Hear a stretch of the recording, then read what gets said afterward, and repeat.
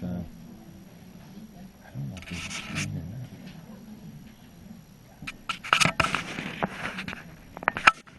He's got it set up also. I think he's on the screen.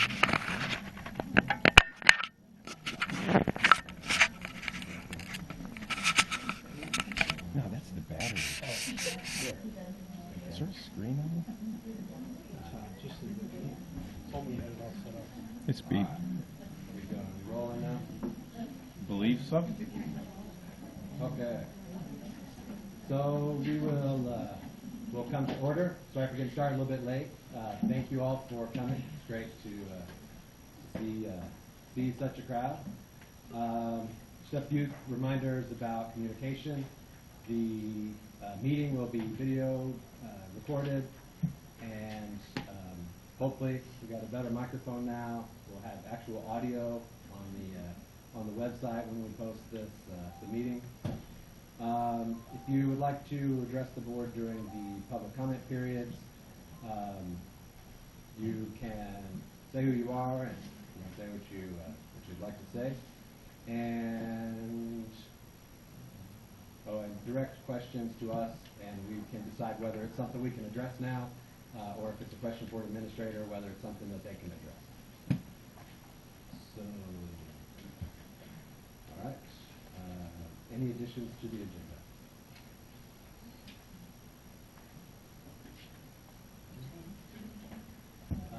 The other one's actually like a procedural thing, so we don't have to change it.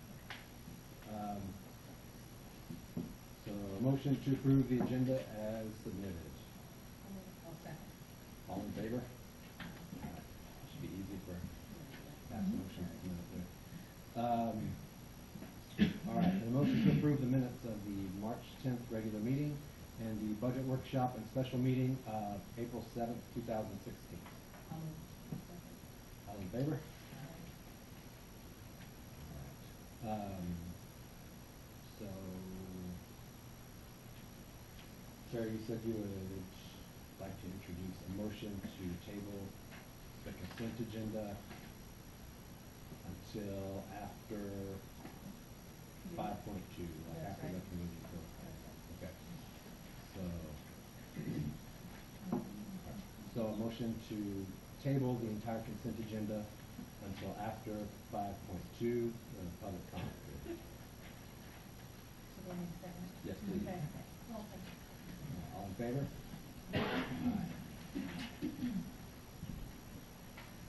Okay, so first, we'll start off tonight then with teacher presentations, and you guys take over. Hello, I'm Renee Merck, and this is Liz Merrill. I teach 5th grade, and we're here to talk about math.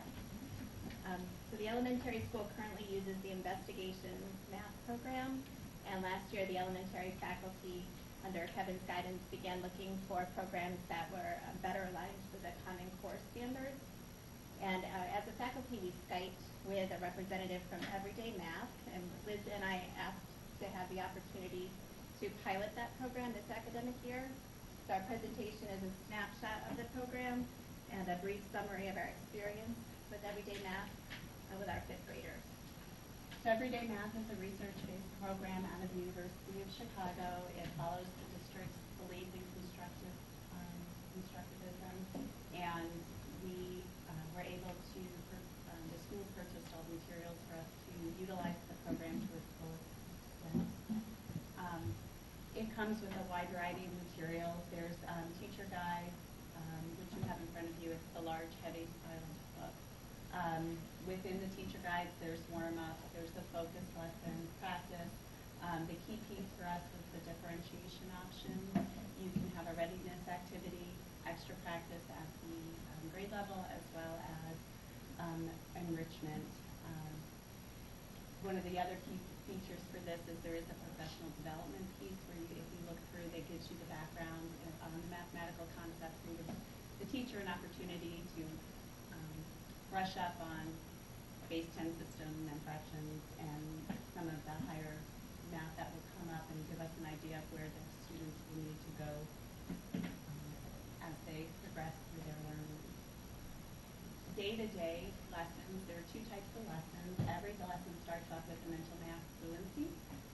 and a math message where the students are given a problem, and they have to try to solve it, whether it's independently, in small group, closed group, or with a partner. After the math message, you use that math message to help guide your instruction, and then the students have time for independent practice. If they finish early, there's something called math boxes, and that's where that spiral piece that we felt was missing from investigations came in. It spirals the instructions, and then they end with a game, and there's a home link connection as well. The second type of lesson is called a re-engagement lesson, where the student is given a problem with very little instruction. Then they are to solve that problem independently with very little support from the teacher. They do that in groups or independently, and then they'll come back the next day. We'll look a little deeper into it, and then they'll go through the problem solving and revising some of their mathematical thinking to make it a stronger answer. The open response re-engagement lessons. There's one lesson per unit. I think there's a red. And so moving forward, part of our presentation is a Venn diagram to show the similarities and differences in the programs. So we found that both our research-based programs, they both provide students with real-world application opportunities. Both programs, unfortunately, really lack in math fact practice, so we supplement with a program called Reflex Math. They're both constructivist. Neither program aligns with the state testing schedule, which is problematic to get the material in before they take the state test in April. And they're both student-centered programs. So we found that with everyday math, there is a real true spiraling program. And in investigations, it does spiral, but it's limited in comparison.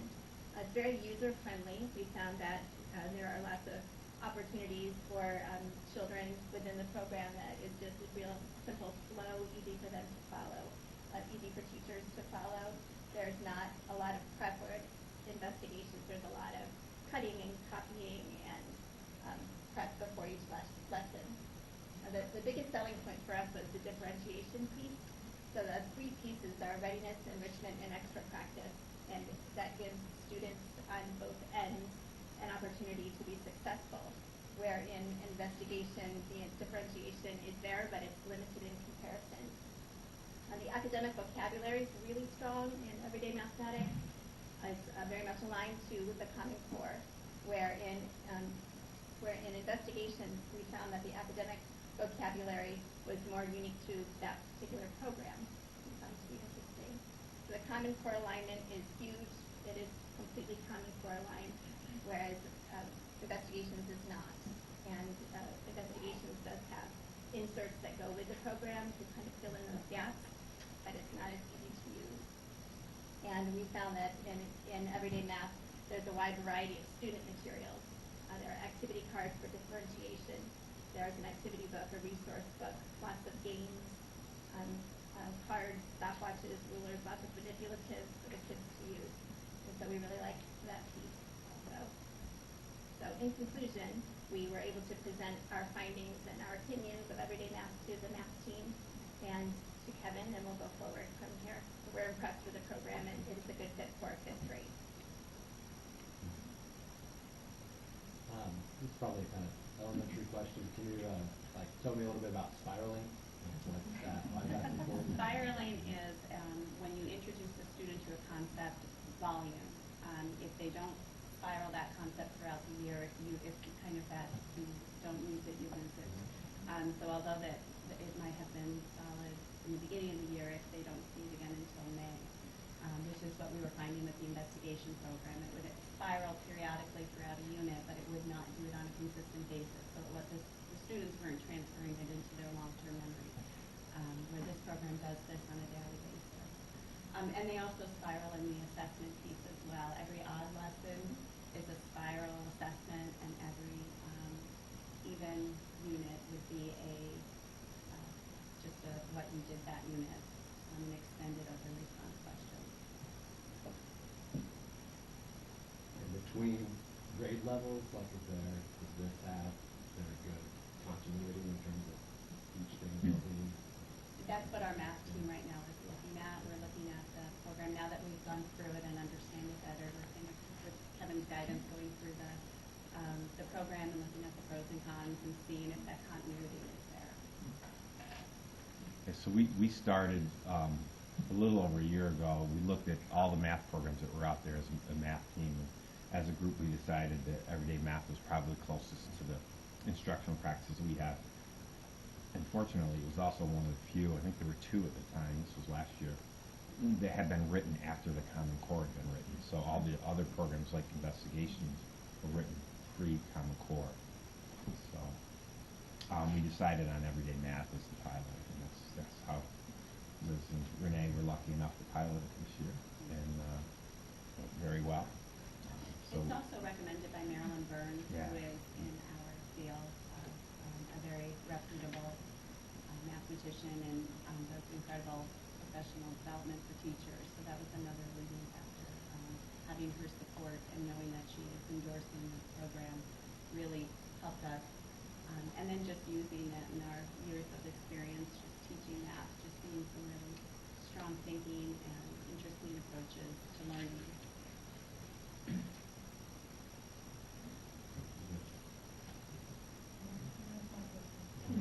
Thank you very much.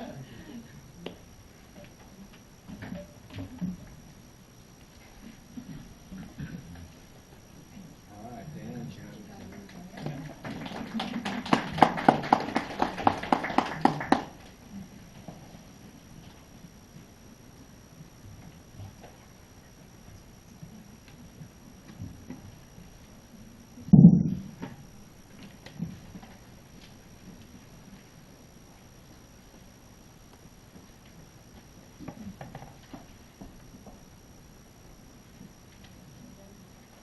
While we're waiting for it to spin, I'd like to thank everyone for showing up for my presentation. I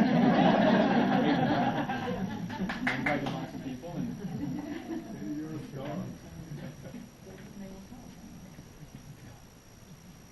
all right. Johanna Bozzard and I were assigned to co-teach the Black Collar Leadership class this year, and we got together in the summer and planned for it, and we decided that in order to keep the original intent of the class, we wanted to go in two directions. Hold on to the original intent as far as project-based learning, and also make sure that we added a work-based learning aspect to it. So the work-based learning part, we really got students to create cover letters and resumes, and also conducted career interest surveys in conjunction with the counseling office, and we also added career visits and job shadows. We wanted to make sure we got them out. The goal was to get them on each student. There were 10 students. In the end, there were 10 students that stayed.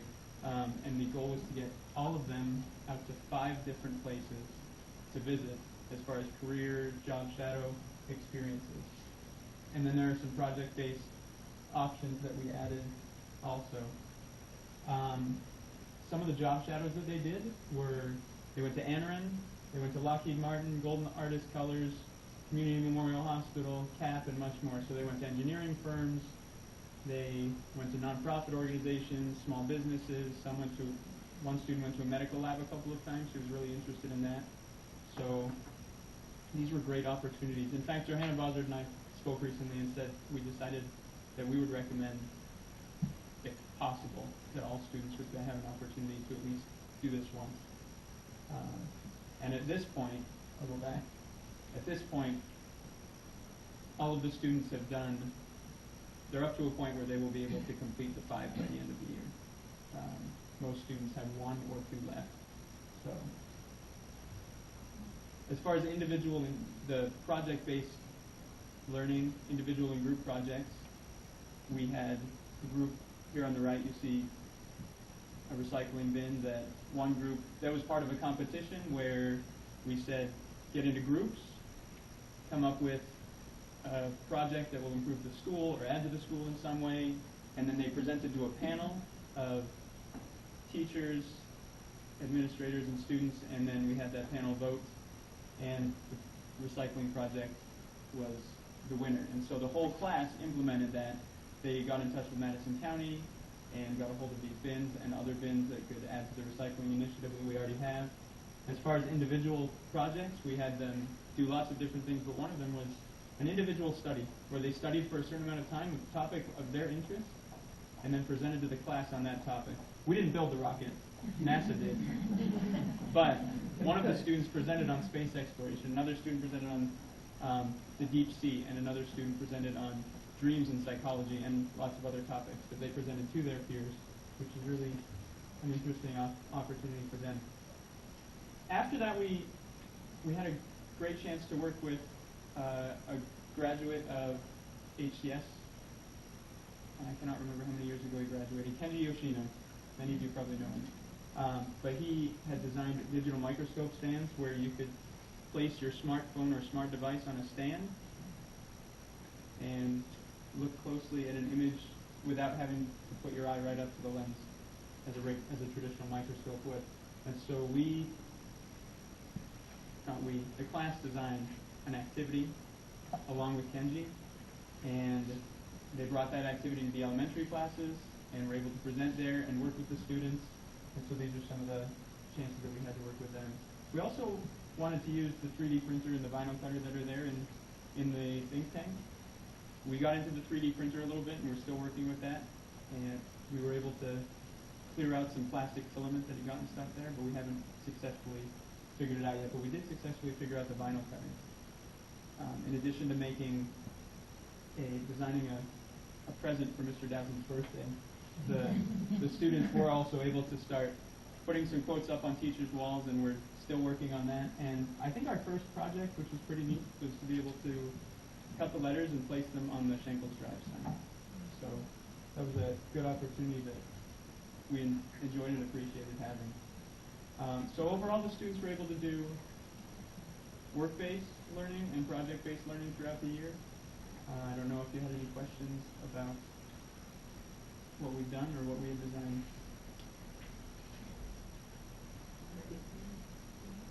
Yeah. Some feedback from some of the students with some feedback that you're getting. Some of the feedback that we're getting? Some of the feedback was earlier in the year, they really appreciated the resumes. Well, not when we were doing them. After they were done, a couple of the students said it was good to have a resume like that. And some of the students, actually, some of the negative feedback that they brought back from the job experiences was good for them to know that that was something that was not exactly what they thought it would be. Some students, I think, might see something on TV and think that that's the way it is. But an emergency room isn't like it is on house or ER. So, those kinds of experiences were growing opportunities for them. So, yeah. What's the status of the recycling program that the students came up with?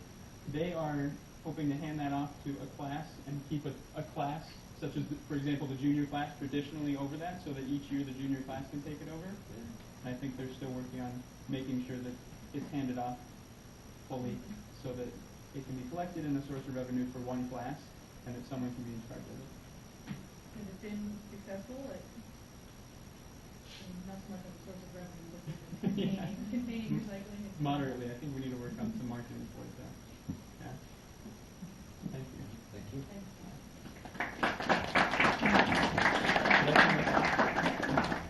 Did I turn this off? Yeah. You need that? Yeah, you turn it off.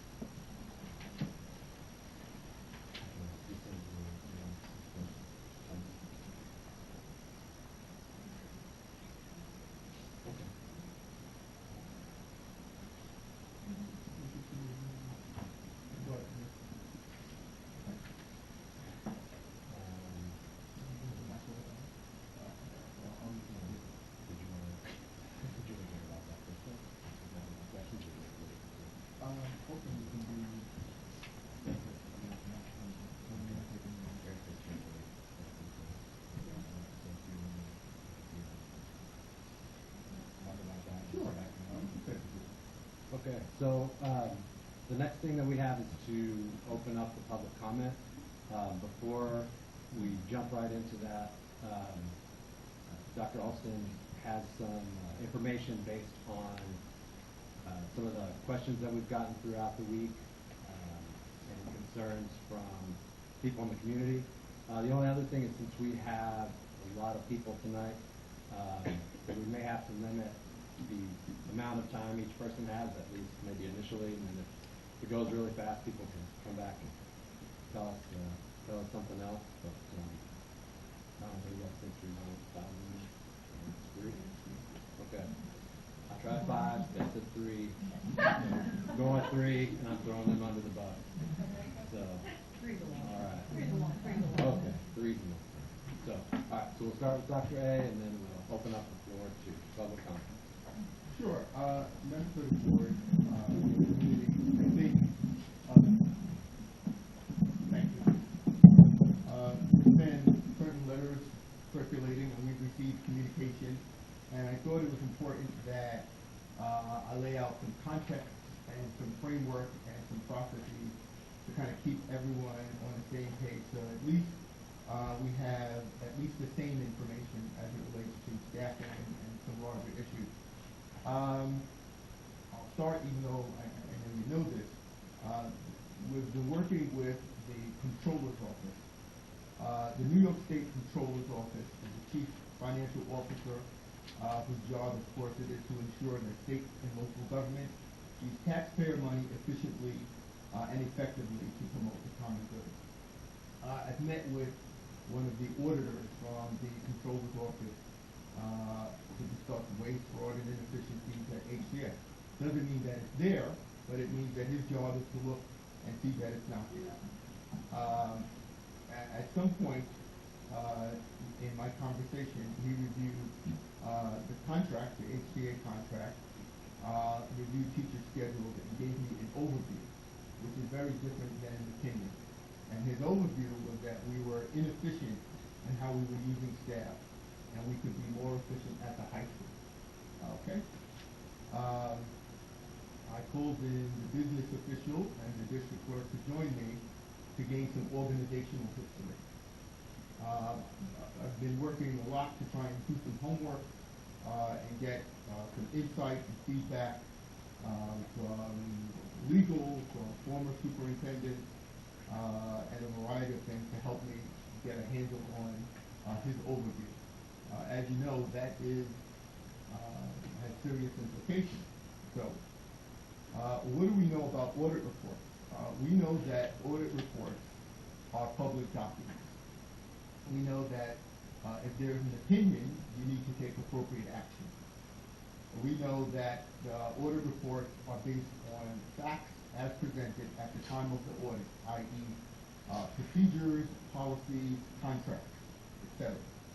And they tend to offer an analysis and make recommendations. Guiding questions that tend to guide me as a leader go along the lines of what you know, when did you know about it, and what you do about it. So at some point I knew there was an overview that there are inefficiencies in HCS staffing usage. When did I know it?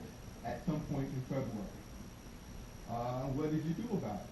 Well, I did a lot of homework and asked for legal opinions, staffing levels, and meeting with the leadership team. Then I just think about the fiscal reality as I work with the business office. And this leads to where we are right now. And feel free to ask any questions as I clarify or however.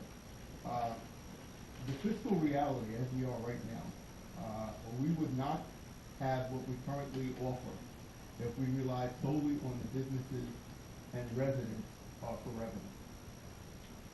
We've been taking close to $90,000 out of reserve for the last few years to keep as much program as possible. That is not a sustainable plan. We've put together a budget that is tax cap compliant, and declining enrollment in HCS impacts what we need compared to what we want, and is impacted by what we can afford. so the problematic question arises, given the contractual language, the fiscal situation of HCS, and the overview of the auditor, what is the most beneficial and cost-effective way, efficiency, to meet student needs? Is it 6 teaching classes, or 5 teaching classes and 1 supervisory, such as covering a study hall? So in my assessment, based on everything I know, to maximize the usage of staff is to assign 6 teaching periods, as per contract. If 2 of the full-time social studies teachers taught the contractual load, which is 6, and there were 3 classes left to teach, that would be a 0.5 FTE. Doesn't mean that you have to do it, but I just want to make that really clear.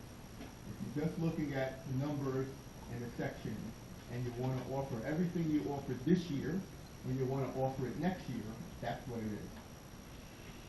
This was determined in March as a result of planning and scheduling, and the realization that next year we're going from 2 sections of U.S. history with student enrollment of 19 and 15 to 1 section of U.S. history with a student enrollment of 12. Okay? So that's a section right there. That was communicated to the Social Studies Department, and I think the next day an email started circulating throughout the community. The next part is important because the schedule drives staffing. Now, when I arrived here in July, people were scheduling over the summer. And that is inconsistent with how I understand how you operate a building or a district. Usually, well, at least in my experience, and some of the principals I work with, the scheduling is done before you leave for the summer, so that teachers know what they're teaching and they can plan or at least enjoy the summer without worrying, what's on my agenda. And so I asked the leadership team to be prepared by June 1st with everyone's schedule. And so far they're doing a great job with it. There's a problem with the elementary, but it has nothing to do with the elementary. It has to do with the system that we use and its inability to do what we need it to do to be ready to do so. That's a separate issue. All right. So when you're aware that someone's retiring, you can know as early as 5 years away. You won't know what you need until 2 things happen. You do your electives fair, which help you determine what it is that you're going to offer, and you start scheduling, putting kids in seats and dealing with conflicts and those things.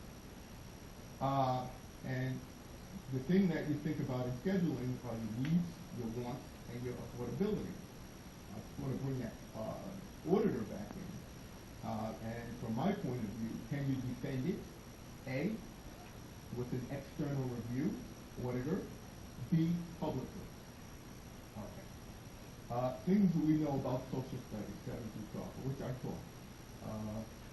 World history, United States history, etc., are not certification areas, like physics and chemistry and science. They are, I would classify it, if I was teaching, world history would be my preference. U.S. history, I would do. Someone asked me to do it. But it's not as if it's a specialized certification. Staffing changes from element. So, we had a meeting last time, and at that point, I had not had an opportunity to sit down with the social studies department. One meeting was requested, and that day I wasn't there, and a decision was made that we wouldn't meet. Not on my end. So between that time and this time, there's been some staff shifts at the elementary school, and I've met with the social studies department twice, and the leadership team, so myself and the high school principal. As a result of that meeting, a couple of things kind of evolved from it. And one was that would have to agree, it's easier to replace a U.S. history person, because ultimately, you know, U.S. history, a person who primarily teaches U.S. history is easier to replace in the market of teachers than global history. Okay? And we discussed, the social studies department suggested giving the new teacher, if we could go full-time, because remember that breakage I talked about at the elementary school, to go from part-time to full-time. And so, if you use that and then you use the retiree salary, now I don't recommend people do this as a practice of budgeting, but in this case, I could defend it publicly. That's when I get to the rest. The social studies department suggested giving the new teacher a period of this, the international student program tonight. And I was open to it, and I think that's something reasonable. The secondary principal suggested an OCC college credit elective. I believe the title is International Politics. Correct. Okay. And that would be a filler. And we created a section of Global 2A with 5 students, special needs students, where there would have been instead 15 students, 15 general ed students, and 5 special ed students with the co-teacher. 2 teachers, 20 kids, we took the 5 out. Okay, and this is, and this is in terms of trying to, A, we got lucky because of the breakage, and B, we could still have a full-time person for at least 1 year while we go through the cycle. There was a disagreement on whether the HTA president has to teach a full load. And what I mean by that is there's a contract that says whatever he teaches, and we can teach 6, and we can teach 5 and 1. And there's a disagreement whether or not the president should have 5 and not 1 additional work class. And there's nothing contractual that suggests such. So I've been doing my homework on that matter, but there's a cost associated with doing that. And so one of the things that I have to be able to do is defend it publicly and be able to withstand external review. And you would be able to withstand an external review with evidence, and not just word of mouth. And so far, and I'm not done my homework yet, I only have word of mouth. So,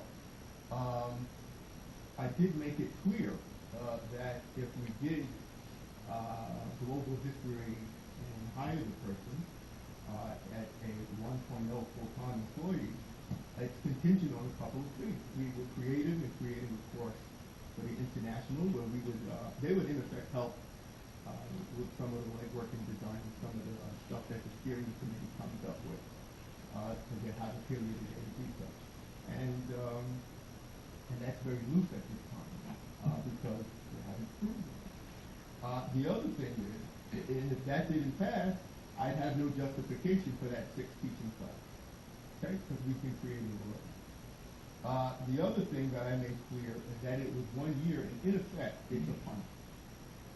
Because if we're asked to come up with a text, and we don't know what's coming next year. For all I know, 50 kids could move in the district. History doesn't tell us that, but that isn't reality. But if we're dealing with the current reality and current trends, chances are we would be dealing with this again this year. But at least they were able to convince me that it's easier to replace U.S. history than global history. So that was what was on what we talked about.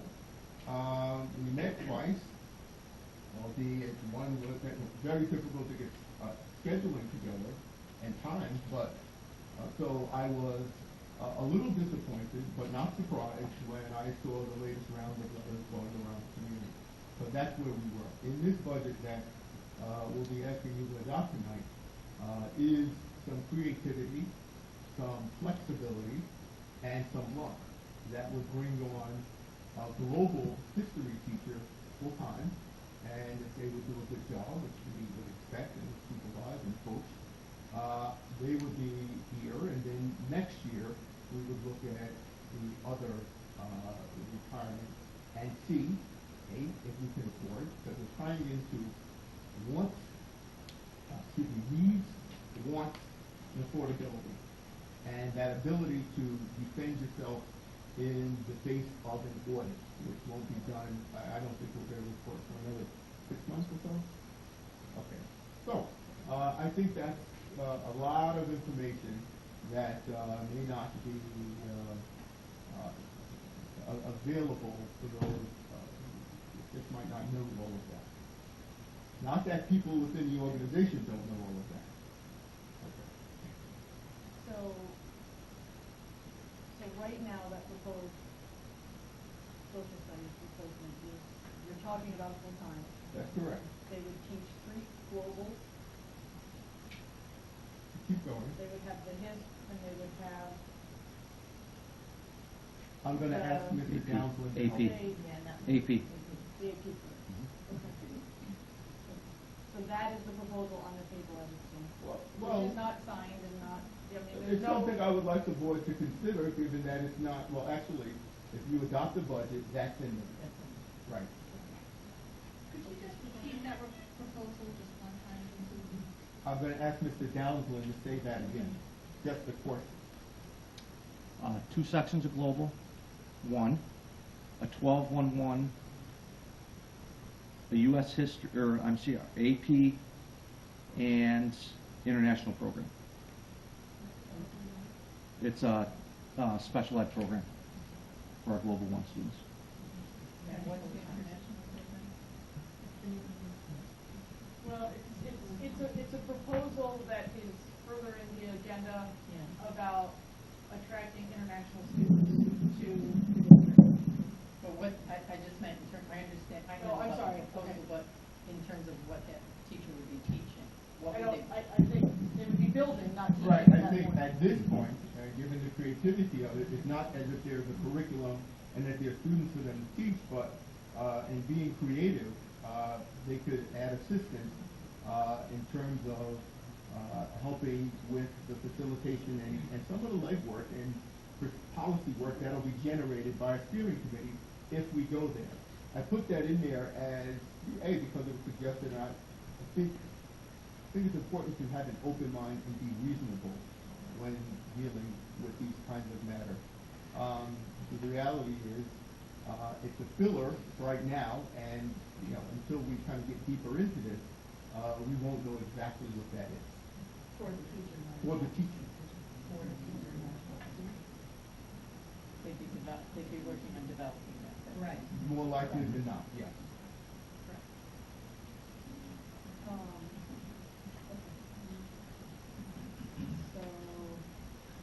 do you want to talk about, do you have other questions about that? Well, do you want to talk about? Clearly at last month's board meeting, we all heard that the department is preferable to have specializations in the department. So that's really the direction we're moving in. And given that we're going to be a 2.5 or a 3-person department in the future, we really want to have one person who specializes in US and one person, because we have AP. I think that's limiting. I think it's limiting, but I think, as I indicated before, years ago, if I was asked what I would teach, I would choose my preference, because I like travel and I like certain things about that would be my thing. But it's not like, so that would be the ideal, I guess you would say. This gives us a little more of an opportunity to do that. You're working the shot clock a little bit, like it was another sports analogy, and but it buys you, what it does is gives you the opportunity to look at a range of candidates, and I'm not necessarily going to accept that part-time means they're not as good, because we have some outstanding part-time teachers. And of any of the teachers who I know in competitive districts like this and other places, they start off part-time, and then they kind of prove themselves, and then so. But I think, given this unique set of circumstances, it gives you an advantage rather than, if you want an advantage in this situation, especially when you can afford it.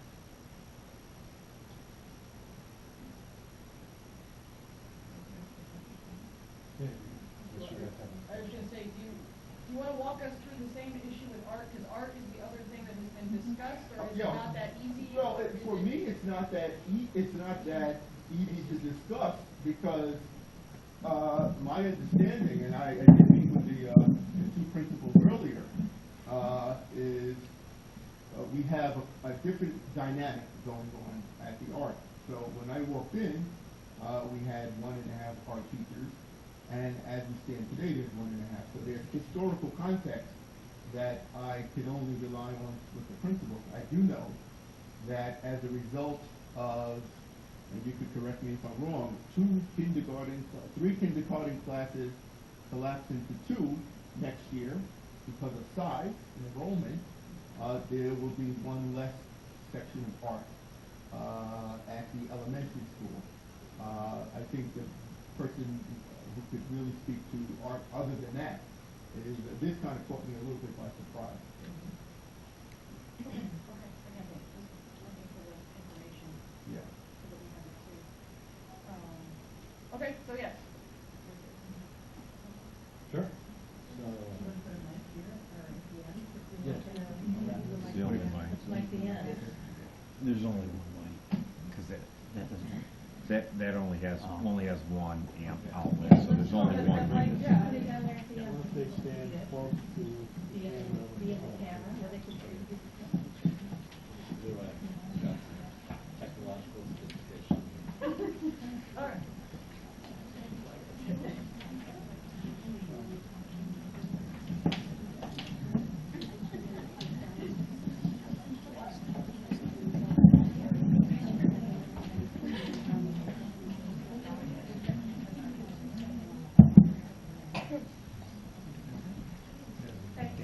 Rebecca? Can I just ask it 2 quick questions?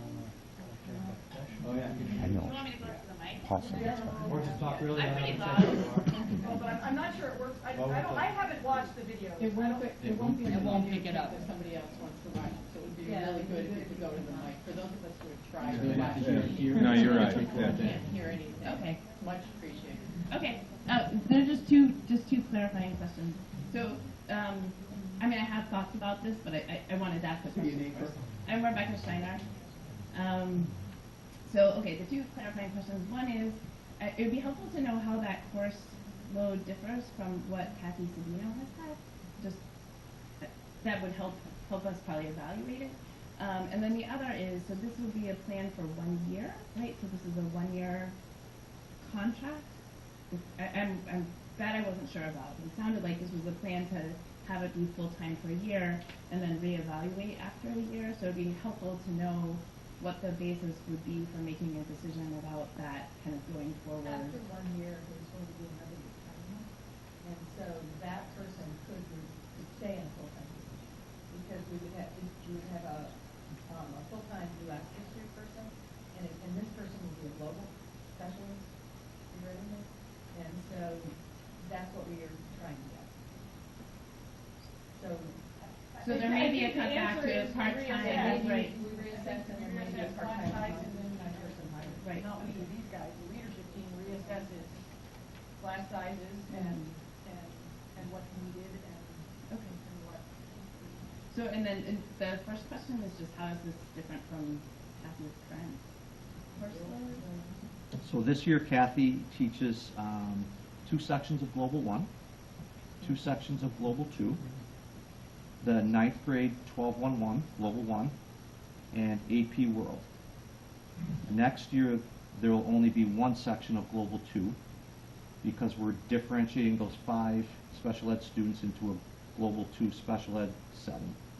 So it'll be 2 sections of Global 1, a section of 1211, Global 1, 1 section of Global 2 in the HISP, and AP World, The HISP is the international program. Okay. So just really briefly, I guess I would say I would strongly support having this be a full-time position at least for next year. I think that that given our rural location, having a really excellent, robust world history program is especially important, particularly if we're going to attract international students. And I have always seen that as one of the great strengths of this school. My son is a freshman in college this year at a pretty challenging place, and there have been areas where it's been a little bit of a struggle for him, but this is not one of them. He has felt so well prepared, and I think that it would be a shame to lose this as a strength. And I think by retaining this position as full-time, at least for next year, then we would be holding on to something good and then evaluating once we have a more complete picture of how things look in terms of these requirements.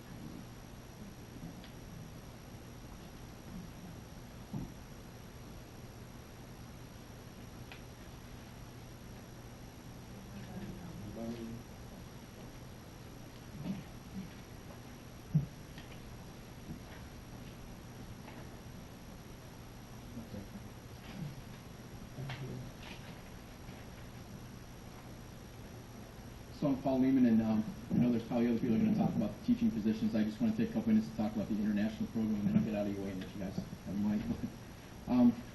And I could have a lot to say about how the international program has been rolled out and the frustrations I've had in trying to get information on the real nuts and bolts of how this program will work. But I'll save those concerns, at least some of them, for another time. A couple weeks ago, I saw a report on 60 Minutes. This may sound strange, but I think it's relevant, about the German correctional system. In the report, the German officials said that they found that when you treated inmates like the enemy, they'll respond like the enemy. And I could say the same about a lot that seems to happen here. When residents and teachers are treated like the adversary, we will tend to reply like an adversary. But let me take this opportunity to try to break that cycle. I would prefer to be treated like and act like a partner. And I'll do my best to go forward in that manner in looking at this proposal. Now that we finally had the opportunity to see the report, I'd like to make the following observations, not in criticism, but as an opportunity to improve upon the possibility of successfully launching this program. First, I would suggest that we make more of an effort to be transparent about this program. It should not take this long to get a report so we can really look it over and see what needs to be done. For this to be published about 5 days ago and then be voted on tonight is an extremely short timeline. I know that the board has been looking at this for a much longer time. But if we're going to be treated as partners, then we need to have that same kind of opportunity. And we should use this community and its synergy to make the best program possible. And this brings me to the second point. As mentioned by many employees who gave Educatus the positive review, a common theme emerged. They said that as with any new endeavor, there are bumps along the way and kinks emerge. And one employee gave this advice to the management: don't forget why we started this in the first place. And that's wise advice for us as well. Let's keep the educational goals in the forefront, and let's take steps to keep the money in check. I would suggest that the income be put in reserve for the first 3 years so that we can see how the program goes before we get accustomed to receiving that income and find it difficult to let it go. At the previous meeting, a gentleman from Otsego Valley said the beauty of this program is that you can scale it up or down as you go. That sounds great, but let's be realistic. If we get the goal to the program goal of generating $250,000, we're not going to turn our back on that money easily. When salaries are tied, as we heard today it could be, to this income, we will be tempted to alter our plans, such as keeping the international student body diverse. We need to find ways to stay true to our mission. Third, we're in a unique position here. According to Forbes magazine's March 15, 2012 article, should cash-strapped public schools sell seats to foreign students, the author James Marshall Crotty states that over 1,000 schools have passed the federal certification process, enabling them to bring in foreign students. In 2007, there were only 309 students enrolled in these programs. In 2012, there were 1,135. And the growth will skyrocket if the Strengthening America's Public School through Promoting Foreign Investments Act ever gets through Congress. This act will allow students to attend for more than 1 year. So while some refer to this program as new and unique, it's really quickly becoming the norm.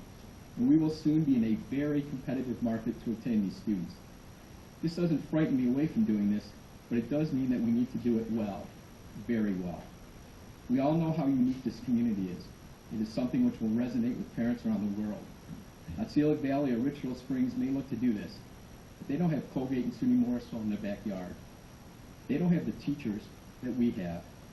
And they don't have a population base with the experience of hosting international students and being involved in international travel and international business that we have. As our motto says, we need to have the courage to try. But even more so, we need to have the courage to trust this community and its teachers to bring their expertise to the program. Thank you.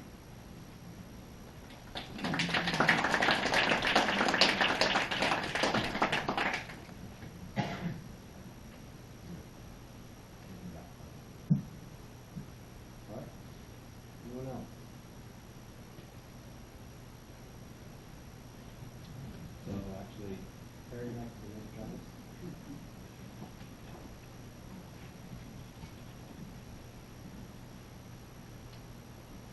Harry Jocko, teacher at Hamilton Central School.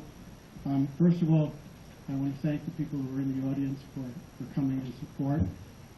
We all want this to be the best school possible, and we in the social studies department are fighting hard to have the best social studies department possible. So I appreciate your support. I think it makes a difference. With regard to our meetings with Dr. Olson, thank you very much for meeting with us several times. I want to say publicly why we have some disagreements with regard to what we settled on. I do not believe that it makes sense to tie whether we have a full-time social studies teacher to a program that has not been approved yet. That strikes me as putting the cart before the horse.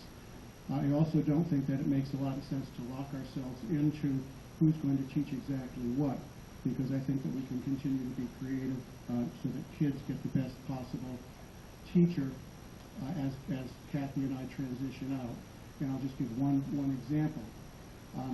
To ask a new person, whether full-time or part-time, to teach 5 preps, including a variety of first and second year global and AP, it may be a good idea at least to explore the possibility of putting AP World on hold for a year and my teaching AP US to 10th graders as well as 11th graders and making that 2 sections. It's a stopgap measure, but at least it means that a new person doesn't have to have that incredibly heavy burden. I think that the notion, I personally think that we have to take this notion of teachers being inefficiently used off the table. We have a contract. It's quite clear, the 5 and 6 course load. We have a president. The president of the HTA has by long-standing past practice, well over 20 to 30 years, been granted one prep fewer in consideration of the fact that the HTA provides a valuable service to this community in partnership with the district.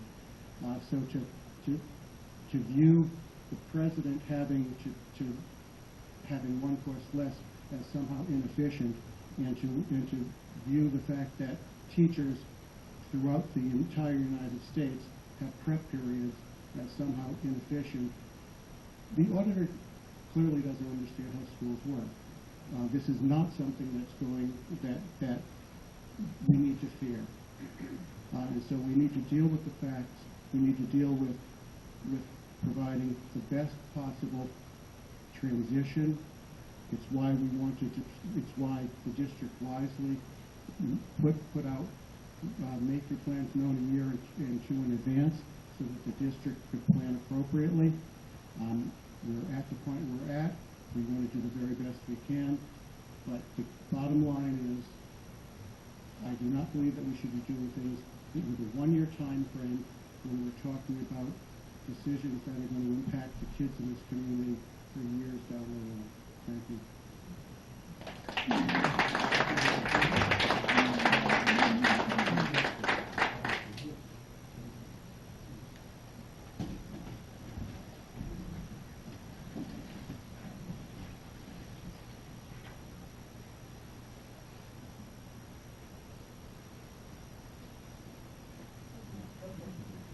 Travis Haynes.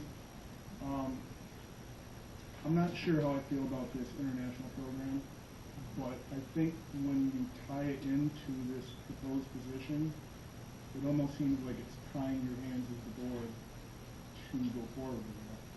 I'm not so sure if I'm hearing that right, but it seems like this position, part of it is to develop the international program.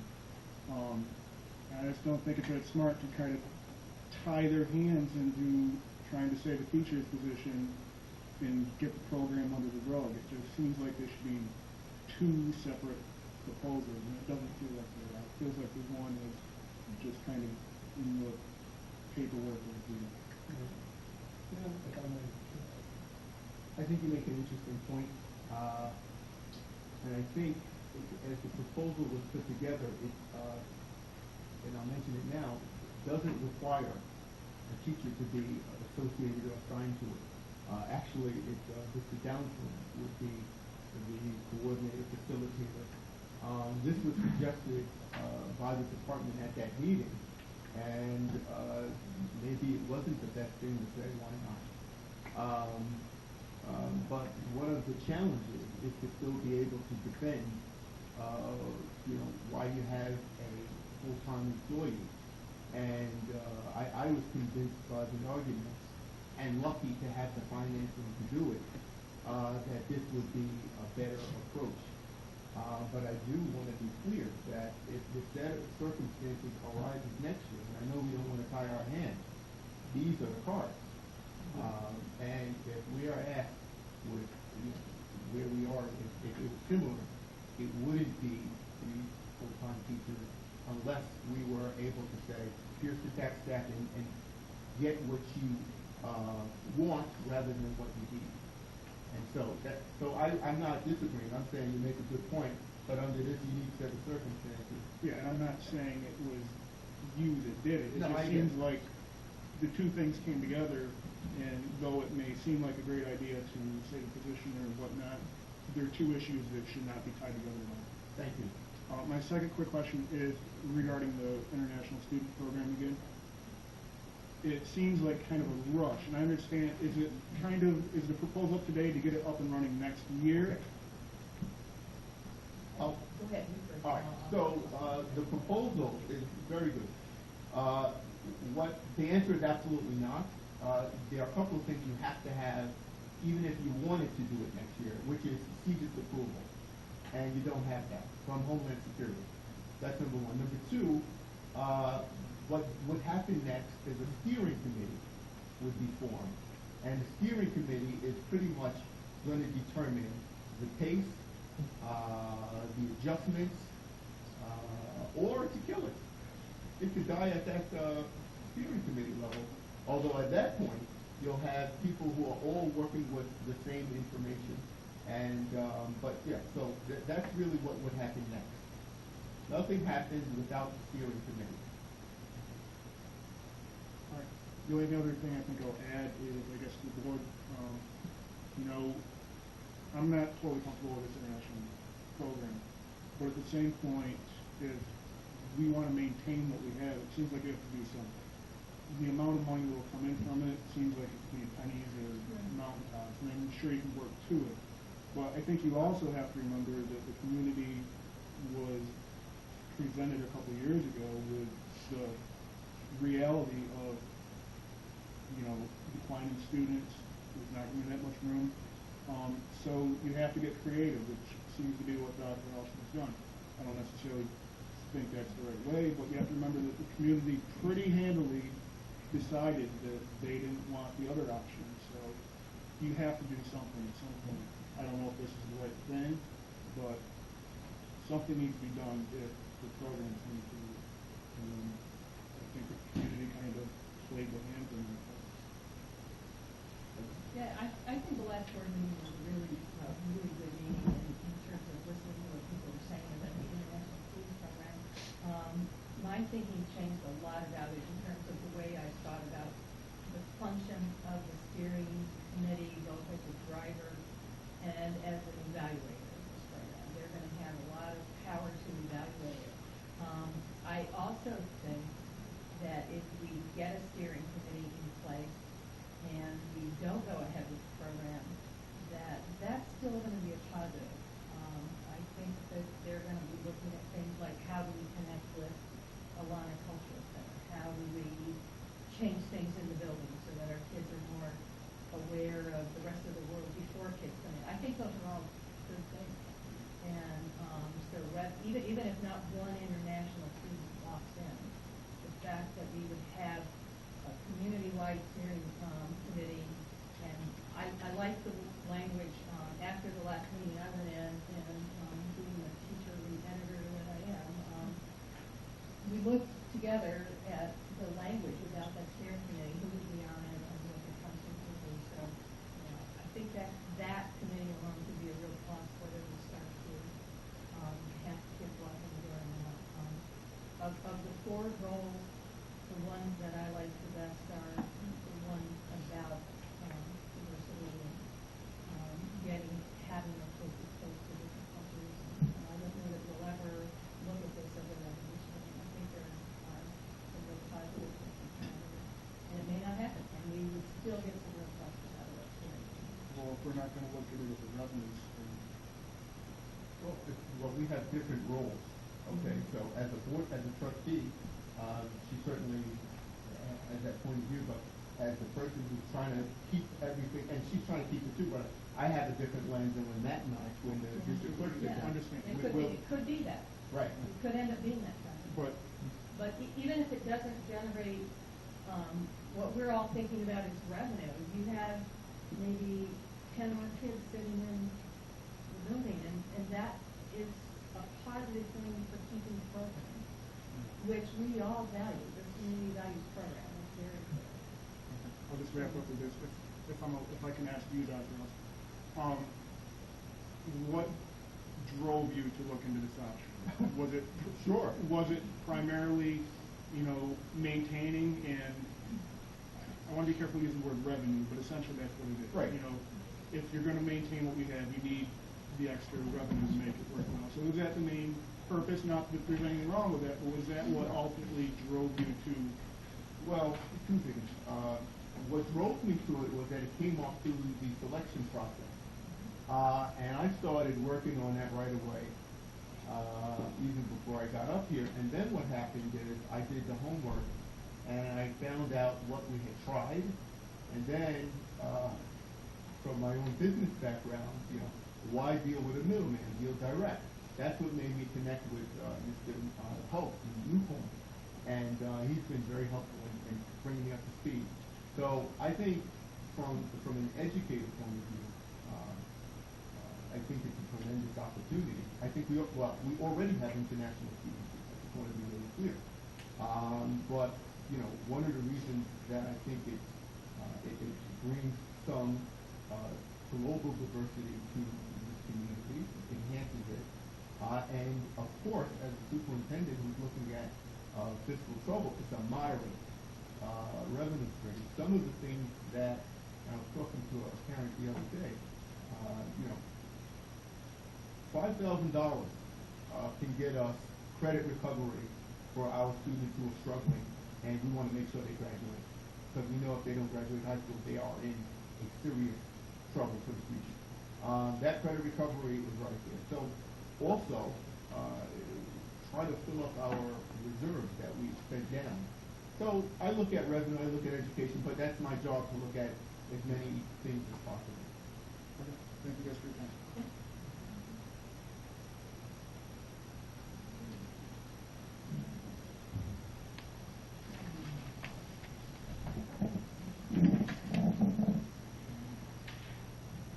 Rick Hansen, President, Hamilton Teachers Association,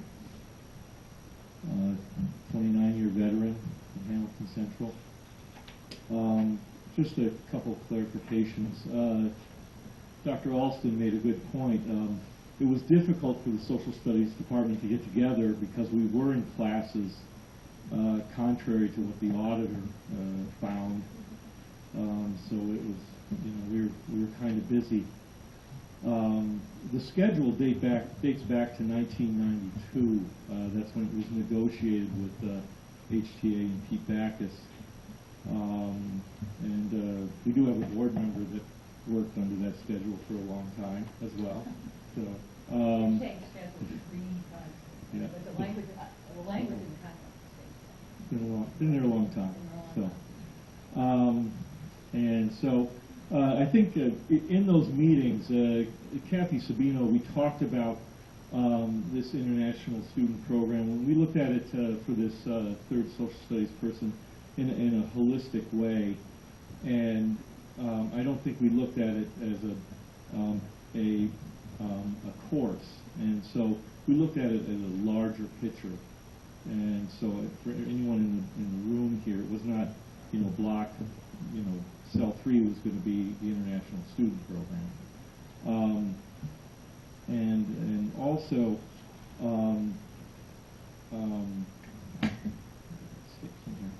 but the global, and as mentioned in the letter that we sent out, the global situation it's a gateway course. It's a stumbling block for a lot of kids. It really needs a focus, and it deserves the attention of the department and of the school to get the kids out the door and graduated.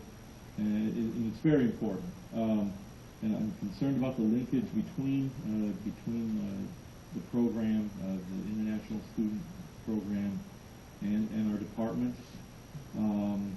There's 3 of us that are seasoned veterans.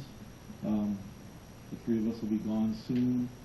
We really want to leave it intact and see it blossom in the next few years. So I hope that happens. As HTA president, the release time that was mentioned here, that also is not a block of time every day. I don't set a time, an hour a day for that. If I'm not working on HTA business, I'm planning for my other courses. So that is not the case.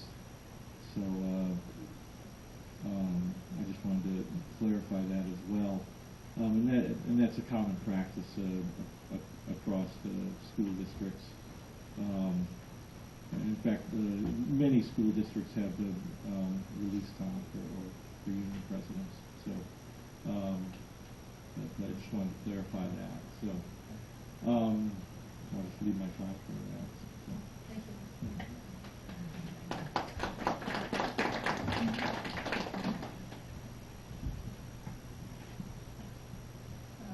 Susan Marafino. I have just a series of questions, and Matt, maybe some of these you could answer as well, because I know seems like some of the budget things that have went on this year got started much later than they normally get started. The presentation I went to 2 weeks ago normally would have taken place in January. So some of my questions we might have addressed in the board meeting versus the budget meeting last time, but since the GEA went away this year and the total New York State aid increase was $198,000, close to that. So we have an increase in aid. What was the largest cost increase in the actual expenses that's kind of putting us in the situation?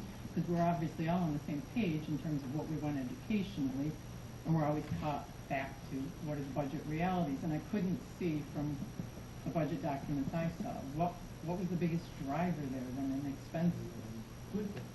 On the expense side, it's employee benefits, as it has been. There's a break in ERS and TRS contributions, health insurance premiums being the most significant. That was 5%.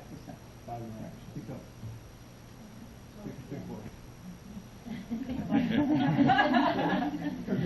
Speak up. More important, I think this is picking it up also. Yeah. More importantly, on the revenue side, though, we have 2 other primary revenue sources that basically offset the aid increases. So the budget that was presented and the same budget number that's on the docket for tonight for adoption is virtually no increase in spending.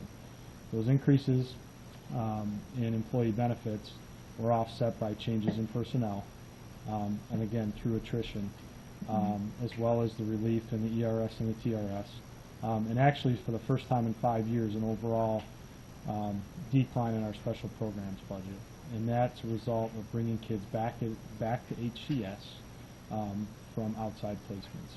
So really, on the revenue side, between the extra infusion of Colgate money this year and the debt service reserve, which we've pretty well depleted, that was more than enough to offset the net aid increase that we had.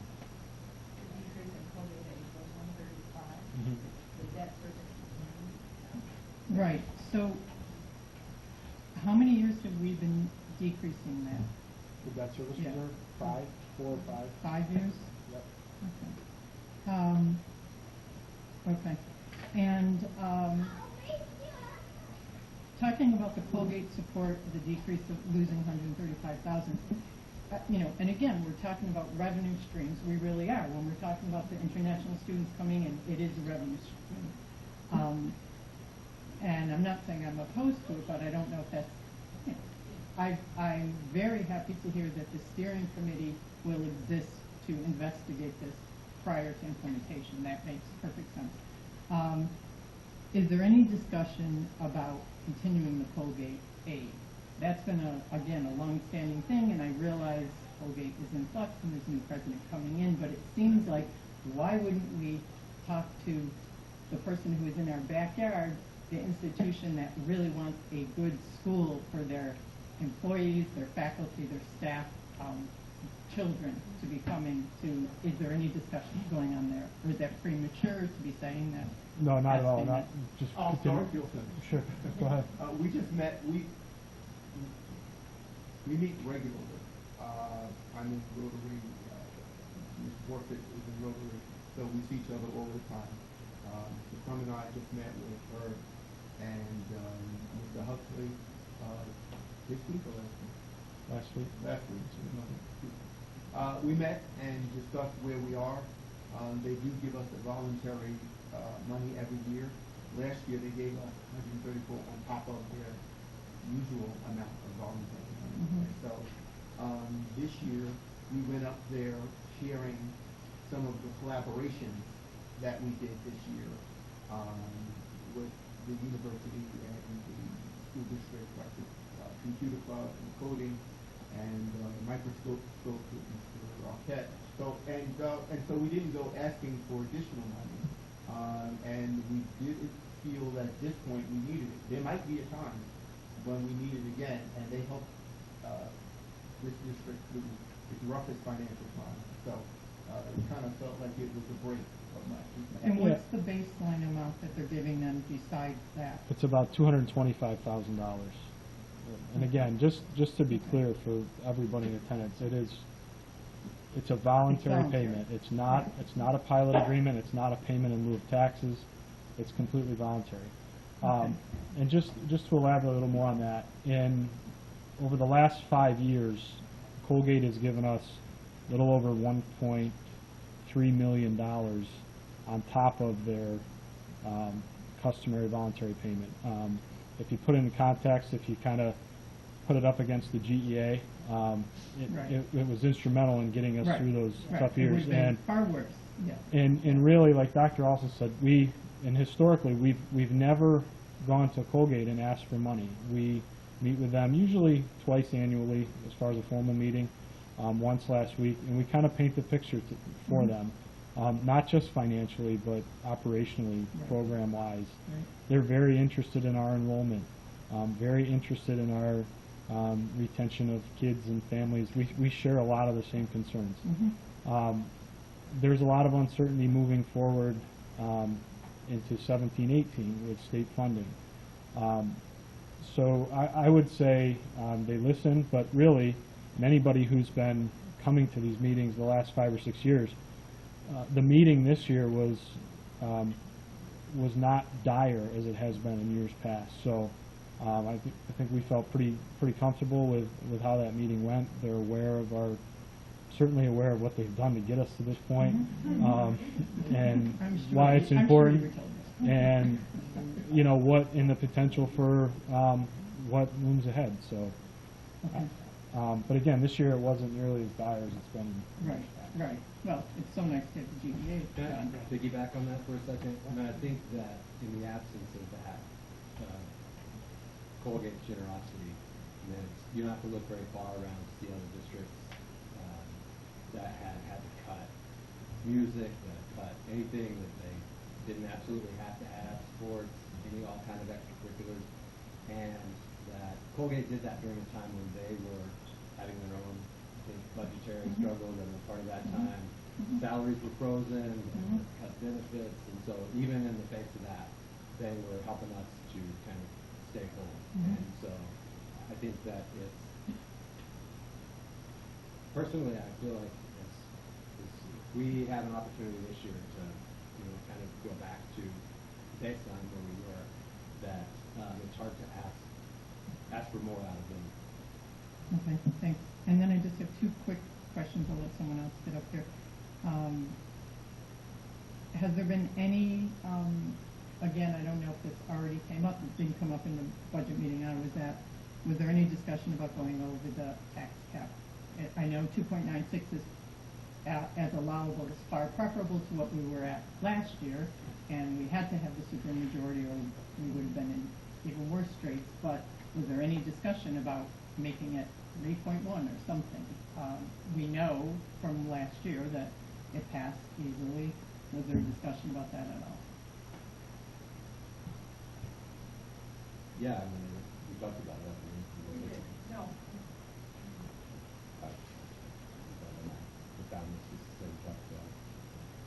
Yeah, no, I mean, I'd say what I would say is that I think the idea is that, yes, we can raise the tax cap, but that's not exactly the exemplar of being fiscally responsible if we have been able to maintain the program that we have at this point. I mean, coming off of years of desperation, begging and clawing for money. I mean, for me, as a parent, as a board member, and I'm talking loud, not to yell at you, but because of all this stuff. As a board member, as a parent, I mean, that was a huge victory to walk into a budget meeting to say, this is our tax cap. There's a budget that hasn't cut any significant program. I know we're wrestling with the issue of social studies, and again, we can sort of talk about that more, but to have a budget that didn't require huge cuts in program or anything else and was within the tax cap, again, in the world of fiscal responsibility, I have a hard time going out to taxpayers and saying, no, you know what, we want a little bit more. And maybe that will come, and maybe we need to do that. But I think. No, I mean, it's far better. It's better than the negative it was last year. So I mean, it's. To me, this is a huge sigh of relief this year. I agree. I feel a little bit about that question. The way Matt answered your question about Colgate, if you don't need to go ask for it, some of them can't do that. So when you think about 2 years in a row, last year almost 4%, and this year 3%, that's 7% in 2 years. We have so many people who are so generous who come to meetings and say they will support raising the tax cap every year. Just should you, when you think about the other folks that aren't here at the meeting. Yeah, I just wanted to know that it had been discussed. And my last question is, just looking at special ed, one of the documents that was on the site about special ed is going to be conducting this 3-year program projection, and when is that going to be done, and when would we have access to looking at that? I think that's great that they're doing that. And then a 5-year historical analysis of the number of new referrals and classification rates will be a part of that study and assist in long-range forecasting. So when is that projected? At the June board meeting, Mr. Bragan, Director of PPF, just met with him today. It's going to give a comprehensive report on special education. And is that this 3-year projection that's going to be? Whatever I ask him to present, he'll present. So we didn't go over the agenda yet, but we met today just to kind of go over the overview. So I guess I'm asking, when would we as the public have access to this? And to me, it's a great thing to have the public involved. We are the taxpayers. We are the people who volunteer. We're the people who support the school. So I think it's a wonderful thing to have us actively involved. And I really appreciate all the comments I've heard from people who have spoken tonight. I will know tomorrow, and I'll get back to you. Okay, great. Thank you.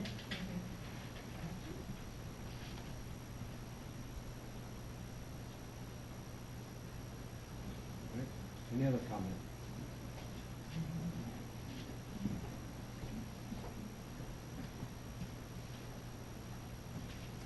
Hi, I'm Ferdinand from Lynch.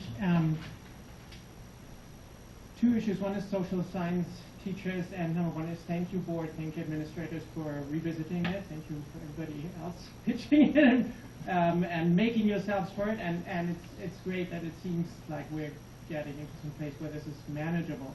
I have a couple questions related to that. One is, it's great if we can make it happen budget-wise. So where does that money come from where we didn't have it before?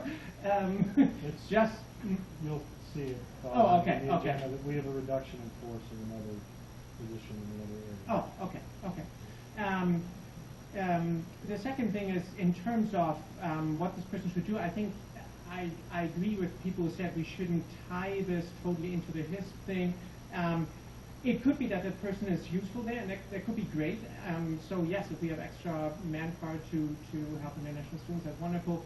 I think the other things we could consider, one thing that I was thinking about spontaneously as we're standing there is if we could have something where we tie in the local and the global and have this person teach a local history course or a local history club, whether it's for credit or not, something where we explore the resources of the local community. And I think that what Dan Raines presented here was great, the stuff that's being done locally. I think the more our school can reach out, do stuff with the community and about the community, the better. And if we could do history here, and we had Irish workers, I guess, dig and then fill in the Shenango Canal. So Hamilton actually has an international, if not maybe global, intercontinental history. Anyway, we could play with that. I think if we get a good person, we could do that. And as I said in a letter to the board, maybe we could also encourage that person to get a second certification so that we can, because we'll have this issue again and again over the next couple of years. If enrollments, fluctuate, we can't always match our course load with full FTEs. And at the same time, we really want full-time position, if at all possible, because it's good for the teachers, it's good for the kids, it's good for recruiting the best teachers, it's good for keeping them. So if we can work on having teachers help them grow their expertise so that they can be add use to us in different capacities, and we can shift them around without having to reduce their load or having them, sacking them or anything like that. I think that's just as a general policy at any level in the small district might be something to consider for the future. Yeah, so that's that for the social studies thing, and again, thank you in the end. And the second thing is the HISP program. Again, thank you for looking into it. Thank you for revisiting it, and I understand that how this came about, although I guess there is a prehistory, and that is worth talking about. This came first on the table under the previous superintendent because we were in financial dire straits. There was no educational rationale whatsoever. It was all about cash. We need to be clear about that. And personally, I am worried if we mix the financial and the educational, in the end, money talks, and it will end up being the driver in this, and I would find that very, very dangerous. So I agree with Mr. Lehman on that part. So in practice, that would mean if we have a steering committee, I would love it if that steering committee could really explore whether we want to do this and not how we want to do this. So if you guys are voting today, you're voting on a steering committee. That shouldn't be the same as voting on whether to have a HISP program. I think those things are, it's like the merger study. It's like a preliminary step. Have a school and community, whatever, that looks into that, and then revisit it, and you guys decide, okay, now let's actually do it or not. That was unclear, I think, in the information material, whether those things were somewhat parallel, and we'd say, yes, go ahead, and we'll study it, having already decided that we're going to do it in some function. Two things maybe about the, and part of that steering committee should also to look into alternatives. If we want to do this as a global international education thing, might there be other models worth considering where our students could go abroad? Because my experience as somebody who lives here abroad, I am abroad, yeah, I'm taking students, I'm taking my family abroad. What really helps kids, and I've seen it in my own kids, is not having some kid from somewhere be in the community for a couple of months and then go home. What really gives them global experience is if our kids and our teachers go abroad and integrate there on the other culture's terms for a while. That blows people's minds, grown-ups and kids alike. What we're doing here is cycling foreigners through our, and that I think is problematic. There are programs where entire classes could go, and thank you for doing the Belize trip, wonderful, that's great, but where people and teachers could go, you know, for a longer stretch, or where students will be having continuous exchange with other institutions. We could pick 4 schools worldwide and say, with these schools, we'll have a partnership where we really go back and forth over time and develop something that is pedagogically integrated, rather than letting these kids sit in our classes for a year. I think that's worth thinking about an alternative. And there are nonprofits like CIEE that organize these things. And that is my third point in the presentation here. The recruitment agency won't cost HCS anything. That means it will cost the students. They will charge the international students. I don't know how much they will charge them, but there are serious corruption issues in that business, even with certified firms, and it gets seriously expensive. We already have 10,000 that these foreign kids will pay to be here. They also pay a recruitment agency, maybe another 2, another 3, another 5, who knows? What we'll end up is having rich kids from all over the world, because a poor kid from Peru, you know, we're talking about diversity here. We are decreasing a certain kind of social diversity, possibly, if we don't offer to offset that. Who can afford to go to America and stay 15,000? I mean, we had in the last presentation about Rotary, lots of kids from Hamilton maybe don't want to go abroad because it costs 4,000 to go, and that's Hamilton. You know, we want to make this international, we want to make this equitable, but we're effectively having a pretty high financial bar, and that comes with a cost and a problem. And what comes with the problem and the cost is if kids go through and are only here for a year. It's a burden on the teachers, it's a burden on the counselors.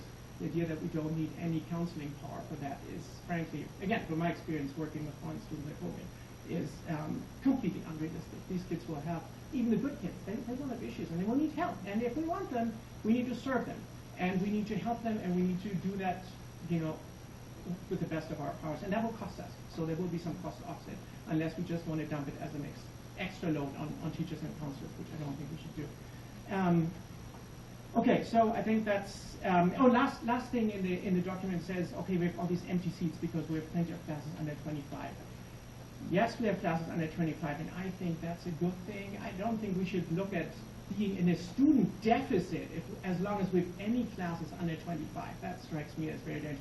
We don't have to, or we maybe can't have 7 or 10 or 15 in every class, but we shouldn't think, oh, under 25, you know, it's wrong. Oh, and I guess that's the last thing, the audit. I can see that an auditor would say, yes, this is inefficient, and I respect it. I can come see that. If you could maybe post that document or something so that people can... Thank God it's not a document. It's oh, okay, this overview. So that overview is not in writing? Overview is verbal. Oh, it's verbal, He will come okay. out with an opinion at some point. Oh, okay. Because it would be good, generally speaking, you know... Yeah. I just want to be clear. When I sat down with the auditor and Mr. Trump, he gave us an overview and indicated he would give the information to his boss. Okay. He will at some point come out with a report, which is an opinion. An overview is very different than an opinion. And I asked, he said, no, if it was an opinion, it would be very different. And so my communication is to just do my homework and be prepared, whichever way he chooses to go. And I tried, and if I wasn't clear, I want to be clear. An overview, and it's in my notes, is very different than an opinion. Right. Okay? I didn't know the difference. No, the overview is not in writing. I thought. No, thank goodness. No, because I'm still working, getting legal counsel and trying to get a handle on it so that I can be prepared. So because it's at an overview, and I actually wrote a memo to the HTA president, because it's an overview, I don't need to do anything except do homework. Okay, yes, and I appreciate that. Yeah, okay. Oh, actually, darn, one very last thing. In the document, I'm already on my way out. On my way out. The student poll that's in the official document for his was based on showing them a video that's a propaganda video from the Newcomb. Is that a question or a statement of fact? Was there, okay, here's the question. Was there any presentation to the students of the pros and cons of from our perspective and also in the Newcomb community from their experience, what the pluses are and what the trade-offs are in their experience with it? Or was it just what their superintendent in his self-promotional video pitched to the world? Okay, objection, that's the leading question. Mr. Galvin, could you talk about what was presented to the students? Sure. We presented the goals of the program that were laid out in the proposal that Dr. Where did that come from? Was it the same thing that was given to the community? Yes. Okay. Yes. And then a video from Skip Pulse explaining his opinion and the experiences he's had at Newcomb. And then we did a 2-question poll to the students. Would they recommend that we pursue this program? And the second question was, would this enhance their educational experience at HCS? And then we left it open that they could email their thoughts and concerns to you as a board member. That was the presentation. So it was an abbreviated version of what's been on the web for the last at least 2 months, because we tried to fit it all into, I guess, a 15-minute forum, and I fell.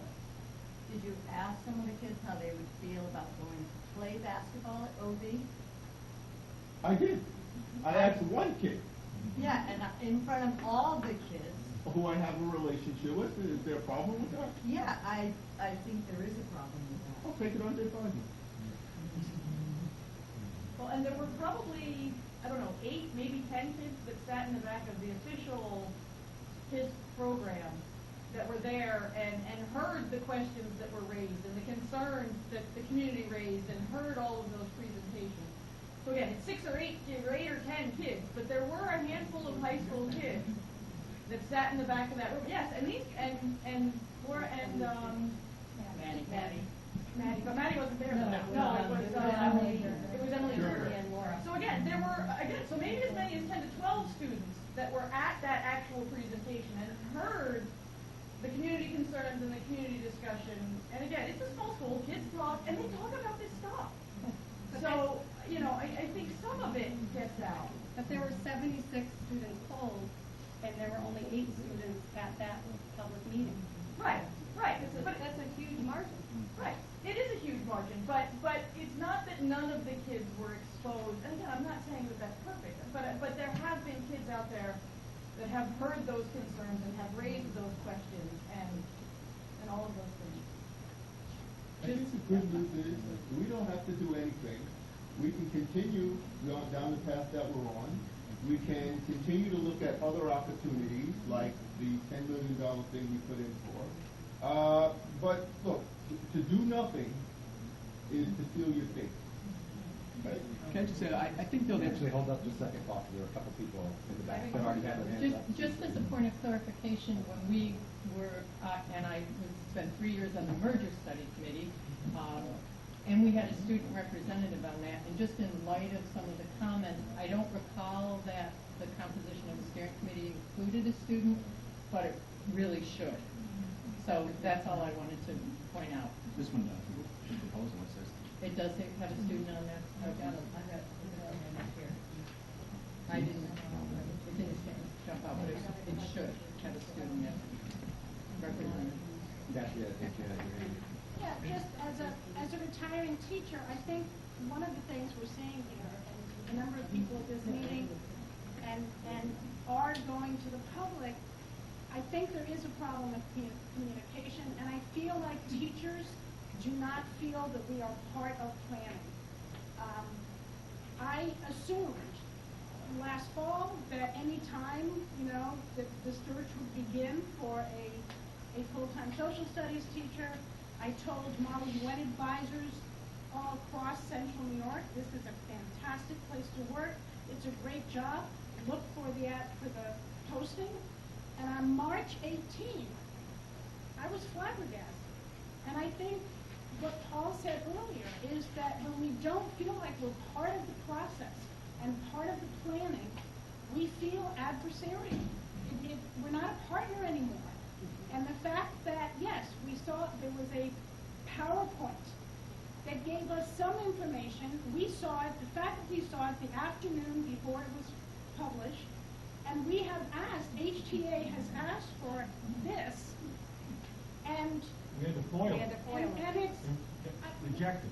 All we want to do is to be, you know, part of the process, part of the discussion. I just want to, I think it's important to get this off some direction.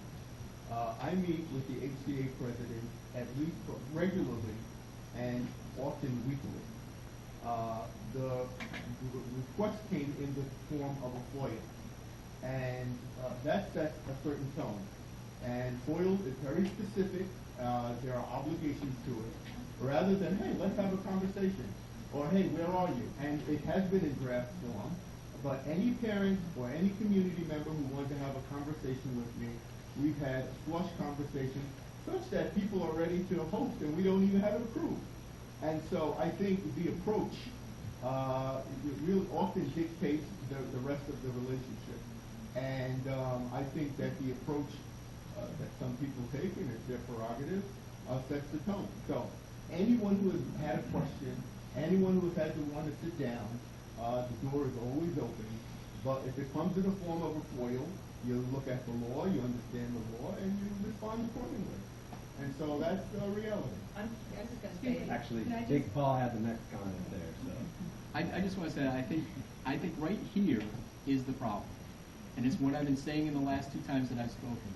We need to use the community and use our teachers as resources and have the synergy of coming together and listening to different points of view. When, you know, you could say that, well, it's a FOIA request that I put into, because I kept hearing about a document.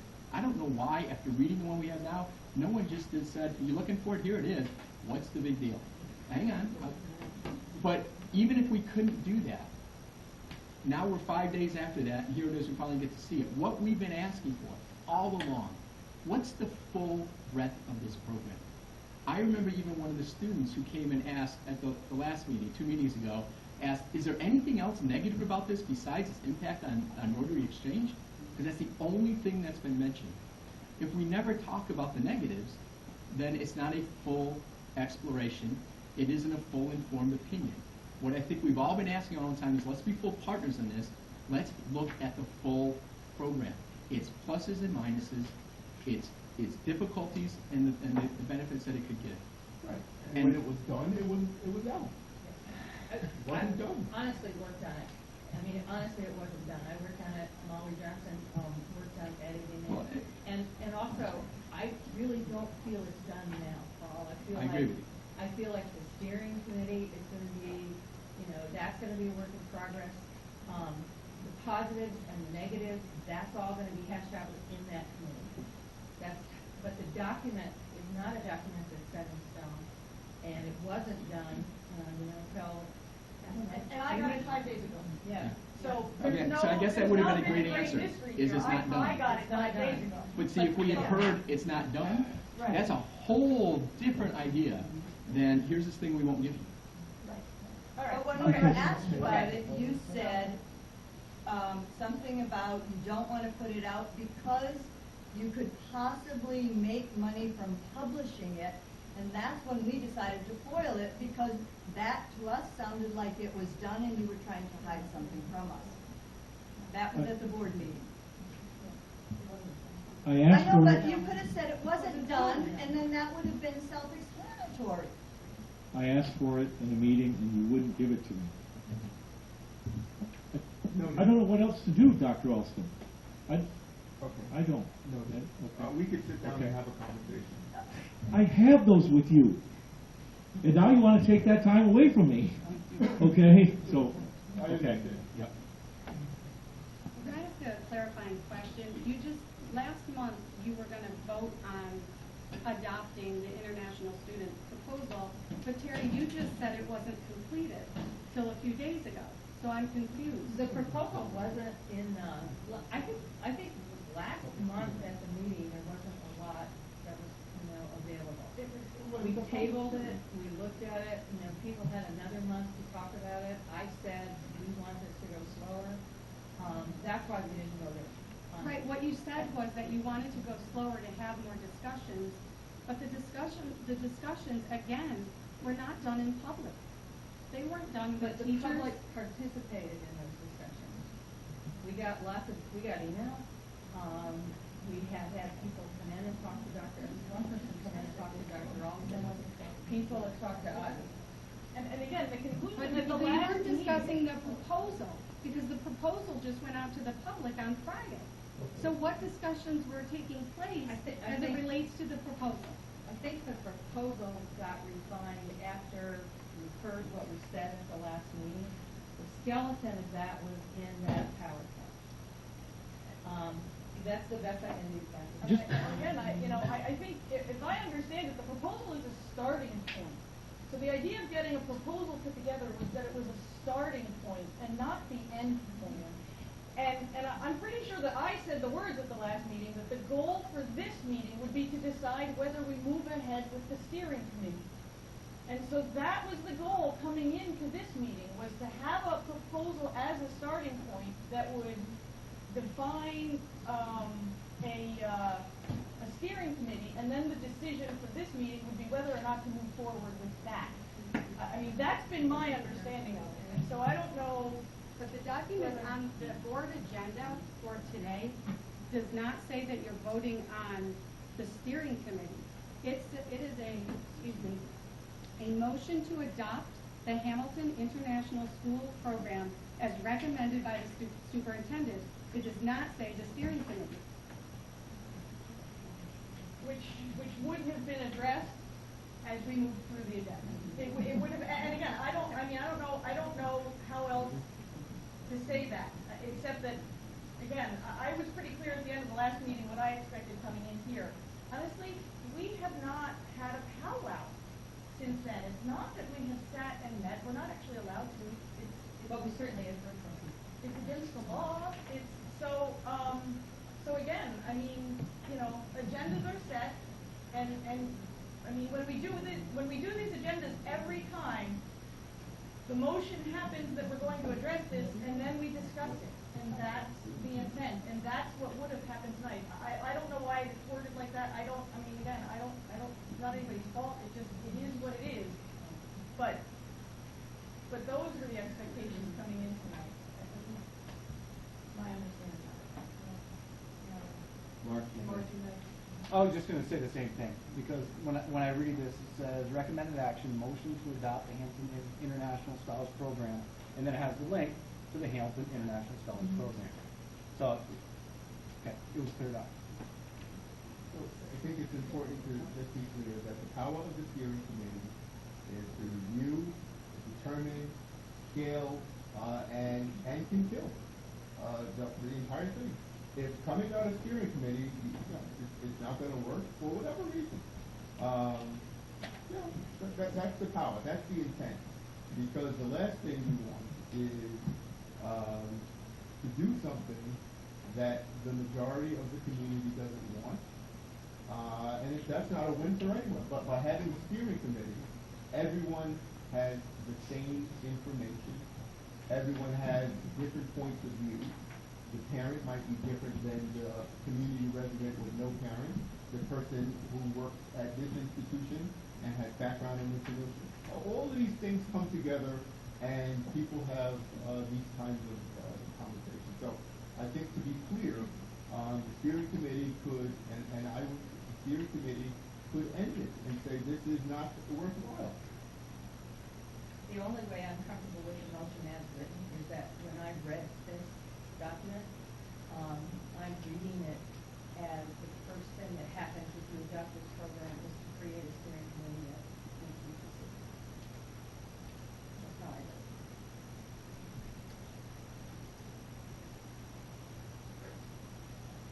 At an earlier board meeting this year, maybe a month or 2 months ago, a teacher asked if teachers and community members could have more input in this discussion.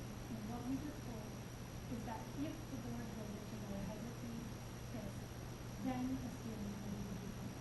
So that's now that's changed. No, that hasn't changed. I thought you just said. No, that's exactly what we're talking about. I thought you would just say that if we vote to go for a ahead, steering the first thing that happens is a steering committee. Okay, so you're saying that That might be the only would thing. vote to approve the HIS. That means Okay, the I thought steering you just committee said- formed. Right. We haven't talked about it yet, so we don't know what we're going to vote to approve. Okay.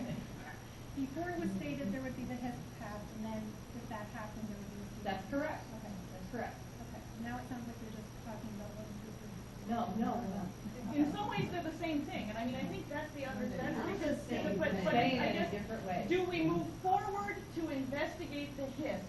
The first step of which is to create a steering committee. Maybe you call it an exploratory committee, that might help, rather than steering When it sounds like that's says- something that speaks When it to says a you. motion to approve the HIS, that's. Or we can steer.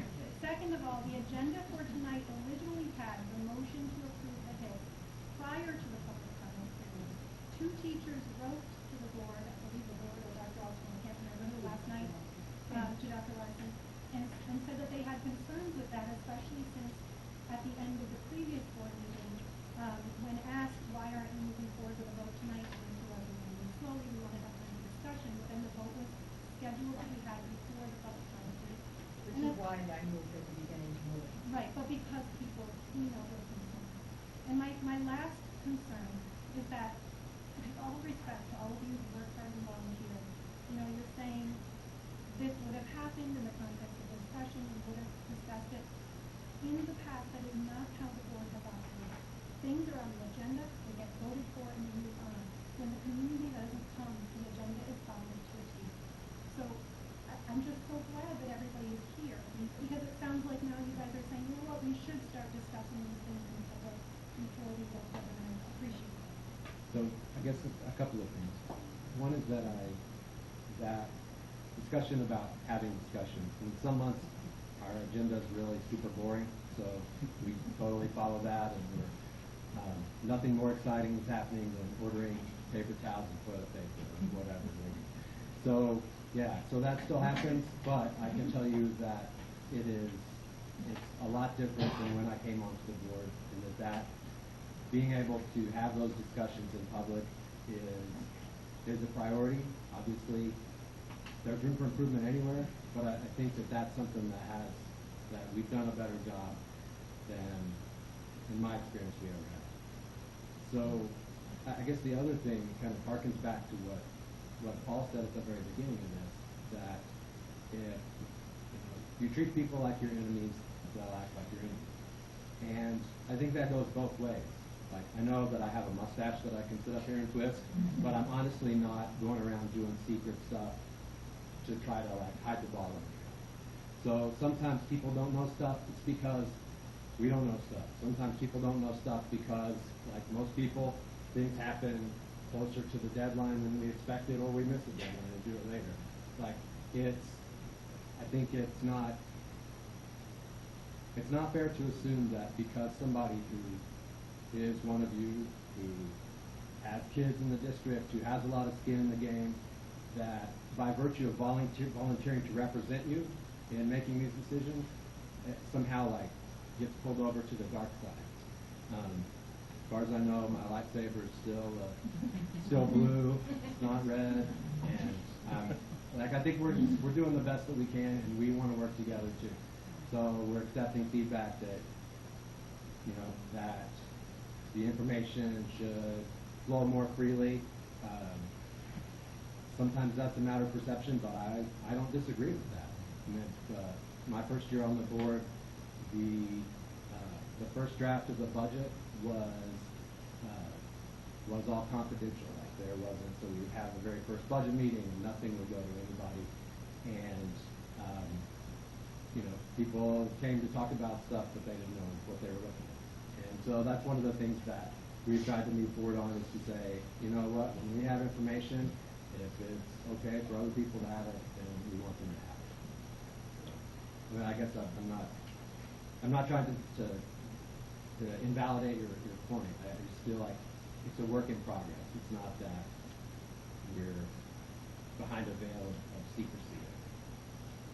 And I thank you, Holly, for saying it, because I think one of the things that is happening is that, and I don't blame you, because I know I do it in my life, you're carrying your experiences and your perceptions into this board, but I'm new.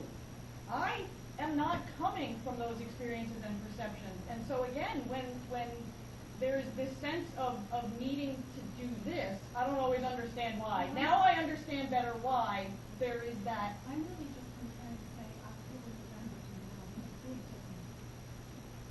Okay. From when the board agenda was followed to a T, now it says we're going to vote on the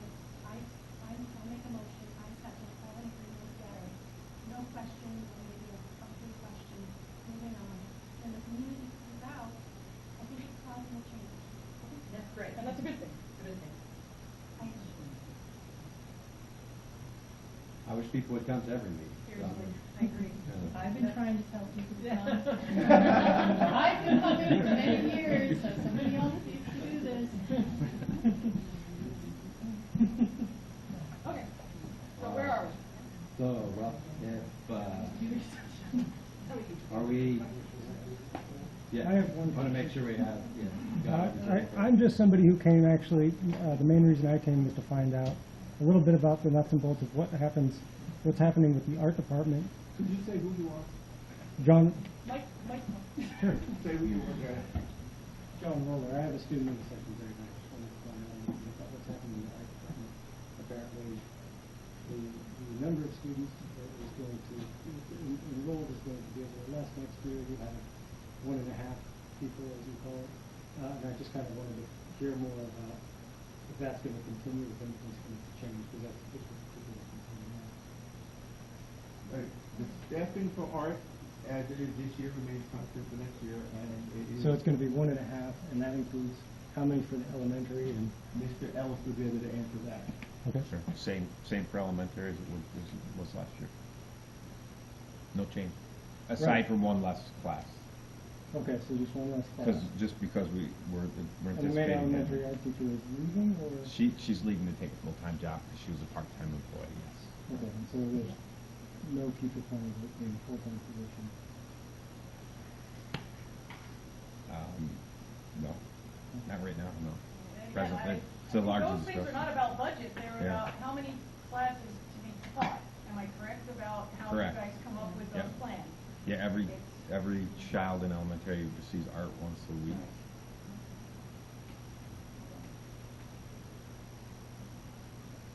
Why is that position not renewed? It has been. Oh, the position is new, it's just a half-time position. Just happened. So once she's leaving, Yeah. there will I was still gonna be say, that part-time position. Correct. To be filled by somebody else. Yeah. Stays 1.5, the full 1.5 stays 1.5. Yeah, I don't think that was clear at all, to be honest. No, that's, the question is just to clarify what exactly was, Sure. what it was staying at, what it was, Yeah, and it's the same for elementary as it was last year. Is that okay? You clear? I'm clear, that Okay. was the question I had.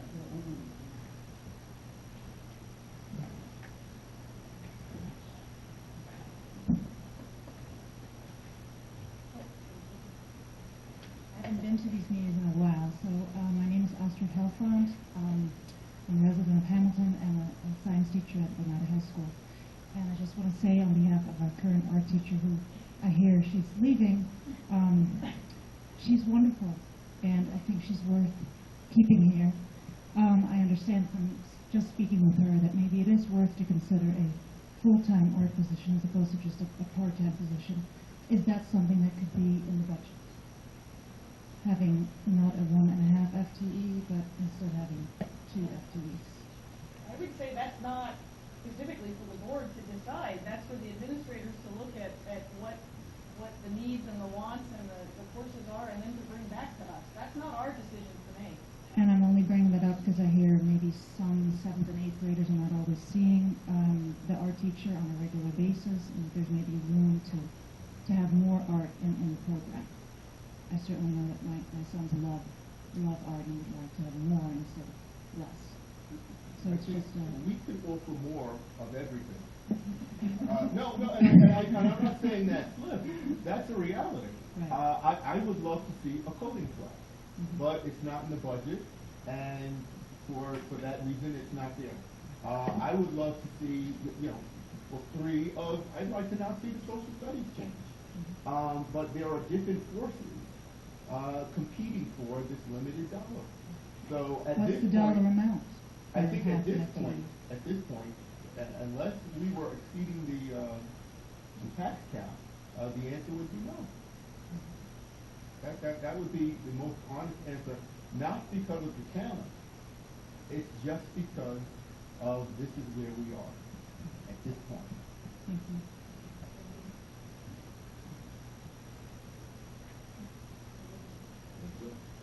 Well, if I could just speak just for your story, just because I know how much our second graders, my second graders are going to be heartbroken to see her leave. And when you have dress up as what you want to be when you grow up, they all want to be an art teacher now or an artist. And when you walk down the hall and you see the artwork that she is bringing out of these kids, and you know, you say that we can offer other things and we can offer other classes, and we can offer other electives. Or she is certified in other things besides just art. She can be teaching other things, and she wants to be here. She recently got engaged. She wants to be in this community. She wants to bring her family up here. I'm sorry, did you want to? Go ahead. Oh, he was just. I'm listening. Oh, No, yeah. He was he saying wasn't. that we He was can't cutting We me off. can't comment because we can't discuss personnel, so this means we can't comment. We can't comment. Yeah, that was not, yeah, that was. Yeah, that's Okay. very important. Okay, so she wants to be in this community. She wants to have a family here.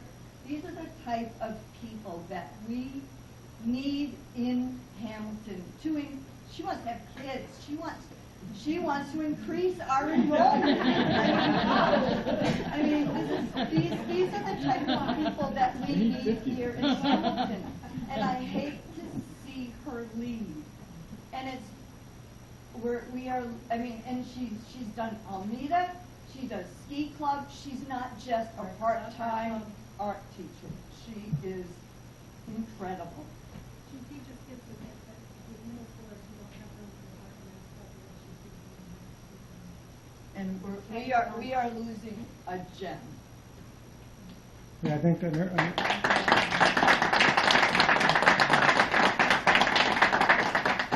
somebody who spoke earlier in passing expressed the concept that when you get a half-time position, you are not going to get the best. You are not going to get people that are highly qualified, and that's exactly what seems to be happening. You're getting the results of that. Getting a half-time position is not going to keep who we have.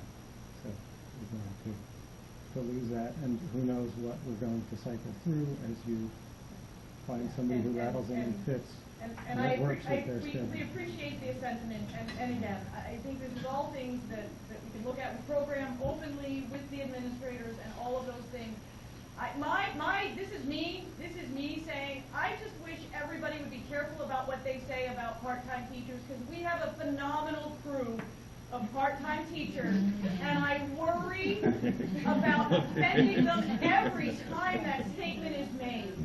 I sat at a funeral 2 weeks ago and said to myself, this was a part-time teacher. And all of our hearts were there. And I looked at another teacher who is a well-regarded teacher who started as a part-time teacher, and thankfully we had the opportunity to pull her full-time. So I appreciate the sentiment, I appreciate all of that, and I appreciate all of those. And I know that's not you because you're new to the game, but that's my wish, is that we also be very careful about what we say about the part-time teachers.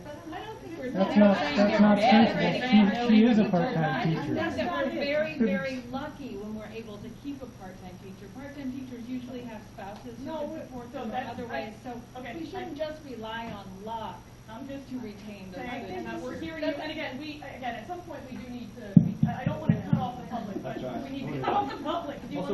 I do. I'm Allison Kenyon. I teach part-time here. I teach pre-K. And I just wanted to speak on behalf of a part-time teacher who's done it now for 5 years. And I love my job. I am fortunate to be in a building where I'm supported, and it's wonderful. I went from .51 to .75 by taking 2 afternoons with pre-Kers. Creatively, I think it's something that I didn't expect or ask for. It kind of fell into my lap, and it was great. When I think about part-time and I think about social studies fighting hard for their program, and I think about art and they're always fighting for their program, part-time teachers won't stay because they can't afford to, and we're going to hire part-time because they're cheaper, We won't have to give them insurance. That's our big thing. I know. I deal with that. If I was an art teacher, or if I was Miss Briggs, who teaches with me, or if I was any teacher who was looking to be replaced full-time with part-time, I'd be nervous because they're going to leave. I just want you to consider that when you think of Miss Corning, who affects all of us in our school, Kira, and any social studies part-time. So it's more about the person, like what you're saying, Ellen, than it is about the hours, the insurance, whatever. We're going to lose those people. Programs aren't going to grow. It's going to keep cycling through, and it's going to affect all of our kids. It is about those other things too, and I think that everybody up here would prefer to fully support people that we hire.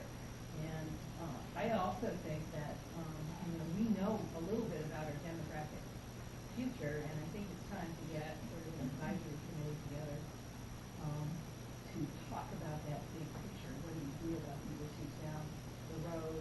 Maybe try to be a little bit more proactive about them rather than just reactive when these things come up. And there's one more. Can we do one more and then cut it? There's one more person back there with a hand up, and I can't actually see who it is. So there was. Right behind you. Yeah. I can't actually see you.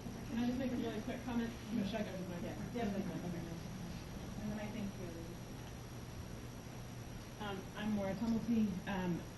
I just wanted to emphasize that the concerns, ethical and practical, that I've expressed, that I've heard fellow community members express about non-full-time equivalent positions are, again, not about anything other than appreciation for the amazing work done by people in those positions, but thinking long-term and strategically and realistically about our demographic situation also involves thinking long-term and strategically about our geographic location. And I'm speaking now from the perspective of being at Colgate, where I work in hiring situations and thinking about the situation here. If you're in a more urban area, you have the luxury of knowing that someone who is working part-time for you can find amazing, interesting part-time work for someone else. And so they don't have to have a spouse or partner who can help support them, or parents whose couch they can crash on. Hamilton is not in that situation, and Colgate deals with this a lot. And sometimes we get lucky, and there's someone who's in a position to be here only part-time, and we can count on them. But that really narrows the pool of people we can consider. There will be excellent people in that pool. When they are offered full-time work elsewhere, they will likely go, which then means that there are all these hidden costs of searches have to be done over and over. That's a sinkhole of time for the staff here. And it also means that the long-range interesting planning I've seen teachers do here, like Mr. Posner and Mrs. Jacobson, building projects over years together. Who's going to invest in that when they can't count on the person sticking around? It would be idiotic, frankly. I worry about those losses along with all the ethical stuff. So when I and other people have been expressing concerns about the FTEs, it's not out of a failure to recognize the amazing stuff that part-timers like Mrs. Kenyon are doing. It's a fear that we're playing Russian roulette, that we're going to keep finding those folks. I don't think we are. Thank you.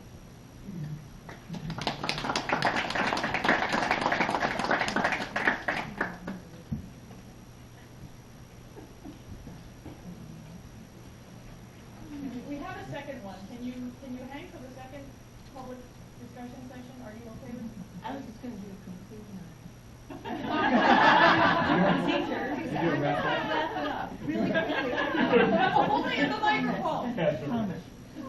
So all this being said, all this concern, all this community involvement, how lucky we are as a school, as a community, can we develop a community school where we can consider programming and things like that, actually, as you had just suggested?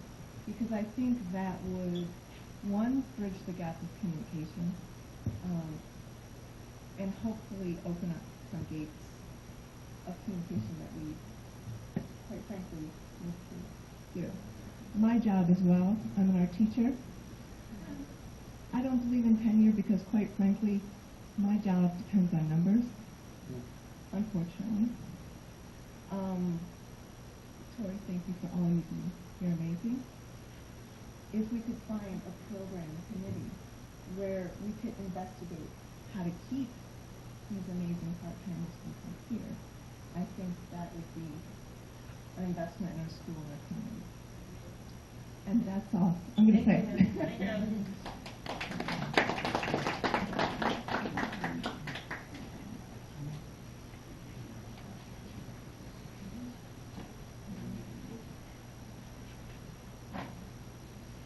Okay, so now we've got to the consent agenda. What's that? Take it off the table. Take it off the Oh, so I need a motion for that. I move that the consent agenda come right off the table. Back? Okay, we'll bring back the mic so we can. Oh, Sure.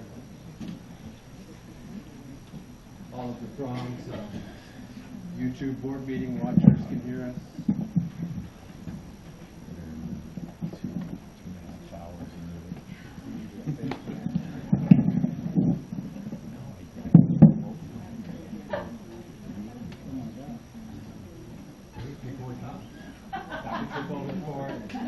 My guy loses by one, or my girl loses by one. You don't want me to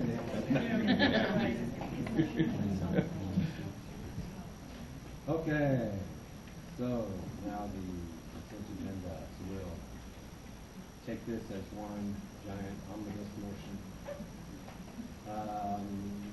So, motion to accept the treasurer's report, financial report,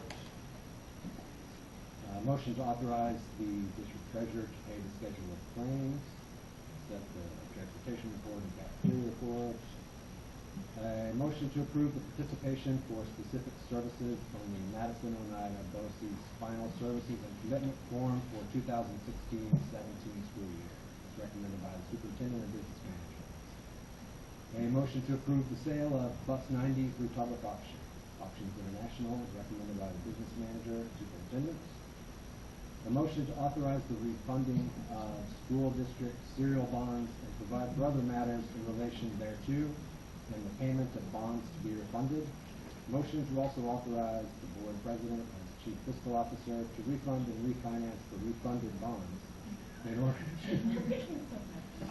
to achieve the lower interest rates and present value debt service savings. All right, so under old business, a motion to adopt the Hamilton International Scholars Program is recommended by the superintendent. And that's the update for old business. All right, so a big motion for all that. All right, so discussion on any of those points. The BOCES, I've lost my agenda, but yeah, the BOCES services forum, is that any different than what was on the forum last year?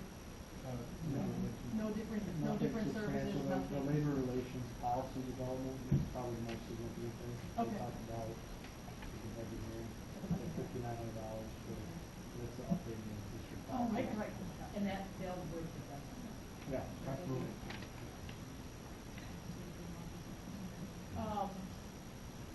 And so then I guess the other discussion then is the scholars program. Actually, before we get to that, just to clarify all the gobbledygook, refunding, refinancing, all that good stuff is to get, we're moving things around to get a lower interest rate on the bonds. Correct. That current issue, those bonds are not yet callable, so the difference in interest rate would have to be pretty significant. I liken it to refinancing your home. There's a certain breaking point where it becomes beneficial to do. We've been working with fiscal advisors, which are municipal finance. We contract with them to help us out with these things. So the sort of industry standard is 2 to 3% savings. If you can recognize that present value, they will recommend that you move forward with the refinancing. So we're in the process now of doing an RFP to fiscal advisors for an underwriter based on the present value projections and current interest rates. We think there could be an annual average savings of $10,000 to $12,000 due to the term of the bond, which you know. So it's just early stages, but we need to take action on this. And as you have one borrow buses, borrow money for buses, the district seal and the town council comes in and so that's net of all closing costs, if you will, attorney fees and So the 10 to 12,000 is after all that. right. And this is something we look at every year. And as they're getting closer to their call date, it's more likely that there's room to work, and with the interest rates at historical lows, this may be the time to do it. So. $9,300. That's pretty good for a month. Yeah. It's costing us more than that. It costs us more to fix it. So. Yeah. So we're going to have to pay somebody to take it after what you guys said last Yeah, time. really, seriously. At a public meeting. It's good news. Much more than we thought. I know it doesn't sound like a lot for a big school bus, but it doesn't work. And so we thought. Well, you said the design was bad, right? That was part of the problem, so people know that. Well, no, it was just about the Hamilton Scholars Program, and the question of, before we move on, I've already lost again, we talked about it, is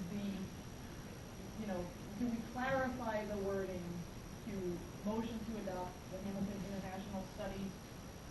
Motion to move forward with the Hamilton International Studies Committee by moving forward with the steering committee. I said it once and I really liked it, and it was so long ago, I don't remember how I said it, so. I think it's in there. You gotta go to the steering. Yeah, right. I think that's.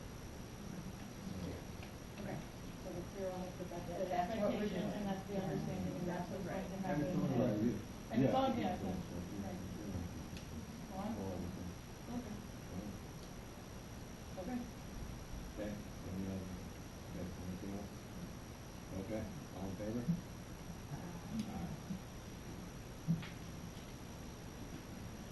All right, new business personnel. Reduction in force, the motion to reduce the following position effective June 23rd, 2016. Due to economy and efficiency is recommended by the superintendent. Position is non-instructional teacher aide at 0.9 FTEs.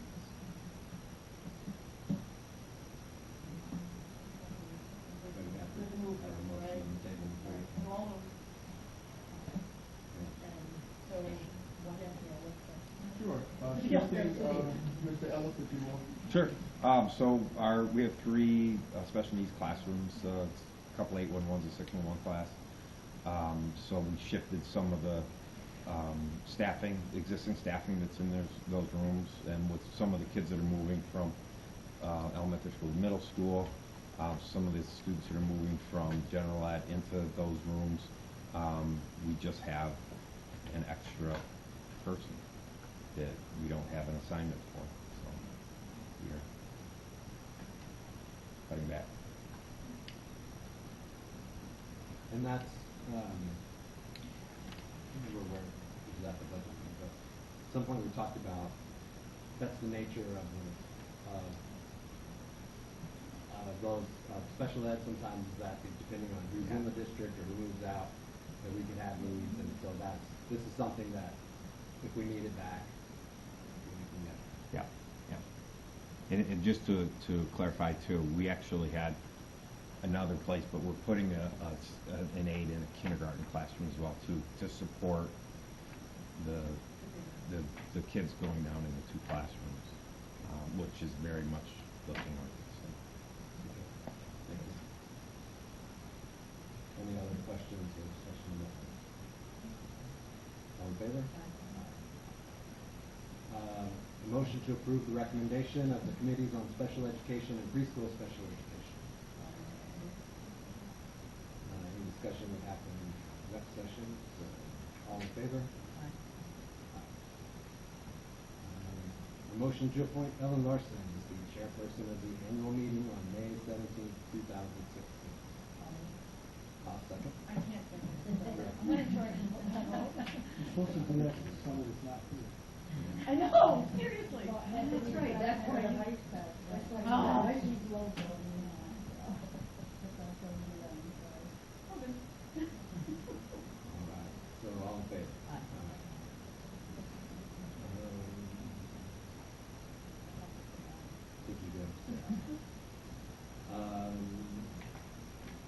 so personnel, motion to appoint Richard and Gloria Leonard and Donna Jarko alternates as recommended clerks for the annual school district budget vote election on May 17, 2016, from noon to 8 p.m.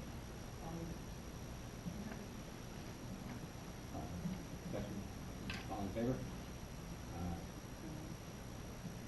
Actually, can I go back and ask a question now behind it? So we're gonna have new machines, right? Yes, and it has to be, it's the county's voting machine, it's the machine. They're pretty busy today. So it's the same one, okay, that was my question, so it's the same thing. And it has to be done by a county designee, so, this is considerably less staffing that we've had in the past, because we have to use the county designee for basically overseeing the elections. Now that the primary day play being over, they'll come down, look at our facility, and make sure that they can get that in the house. We're ready to go. It would be nice to have voting machines that go with the actual system with cars and stuff, instead of thinking you should be riding here on horseback. Pull the lever. Pull the There's lever. something about that though, I liked it. It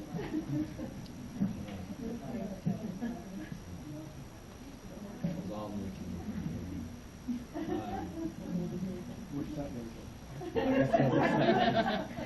I like the roll taker that came out. All right, so the budget, a motion to adopt the 2016-17 proposed budget with an expenditure plan not to exceed $12,286,461, which includes all projected BOCE services, and to approve a bus proposition for 2 passenger buses at an estimated maximum cost of $180,000. Discussion? And just because I do this every time, because people freak out about the buses, that we get state aid back, not that that's not our money too, but we're not actually paying putting the whole bill for the buses. What's the aid ratio again? About 61%. 61% of that will The come debt back. service for the purchase of the buses is included in that $12 million, so it's not 180 above and beyond the budget, it's included in that. All right, so all in favor? Motion to approve the property tax report card.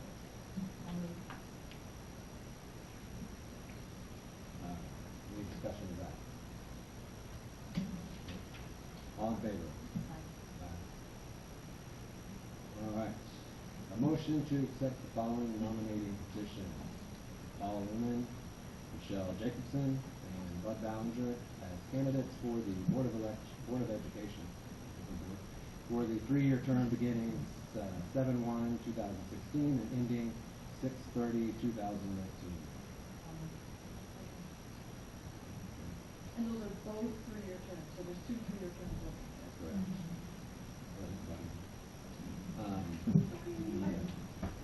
So, all right. Any other discussion? All in favor? Motion to approve the 2016-17 tentative administrative budget of the Madison, Oneida Board of Cooperative Education Services in the amount of $3,973,662, funded by $1,009,920 expensed by the components, plus $2,963,000. Yeah, straighten my tongue out. Try that again. $2,963,742 in earned interest and other miscellaneous revenue, and shall so allocate as a contingent expense its share of said administrative budget as apportioned in accordance with Section 1950 of New York State Education Law. Discussion? So, just for people who haven't seen it before, we're required to do that as a component district in the BOCES to approve their budget. The BOCES superintendent came to a previous meeting and presented their budget and their expenses, and I think that's all published online too. So, you want to you the nuts and bolts of that. So, all in favor?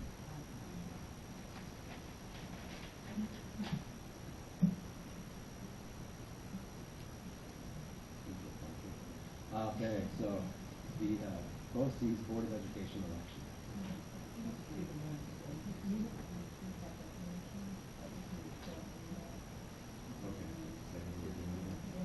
Okay, so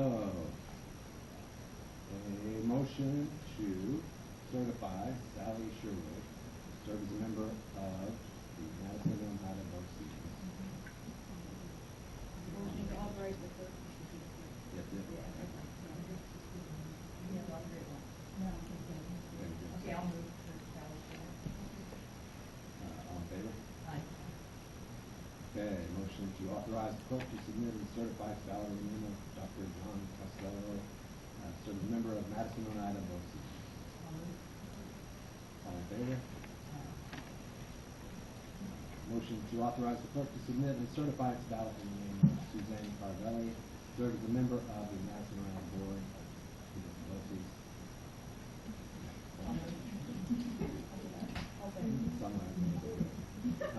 All in favor? Okay. A motion to adopt the 2016-17 school calendar. Any discussion or questions about that?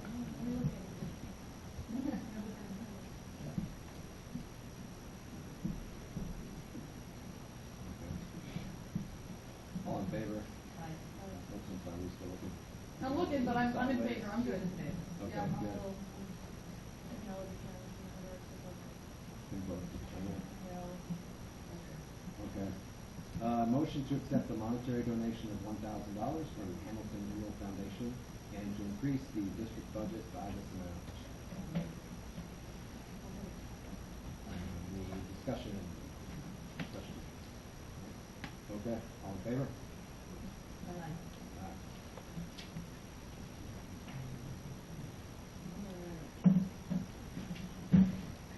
So now on to information and correspondence.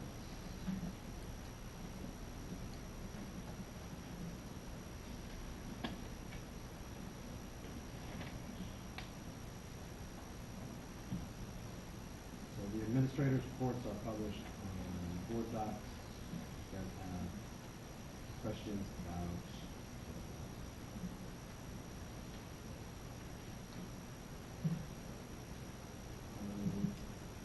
the only one that I had was about the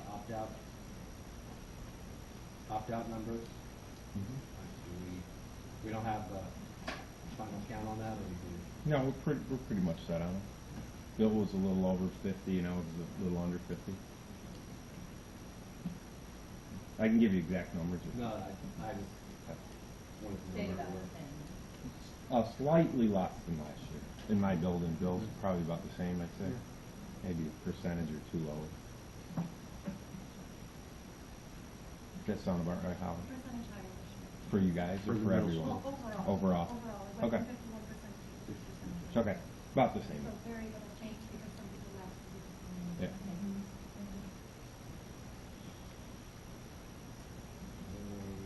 Other questions?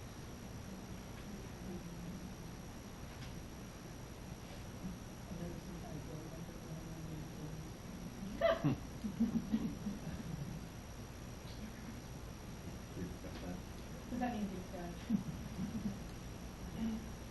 Still there.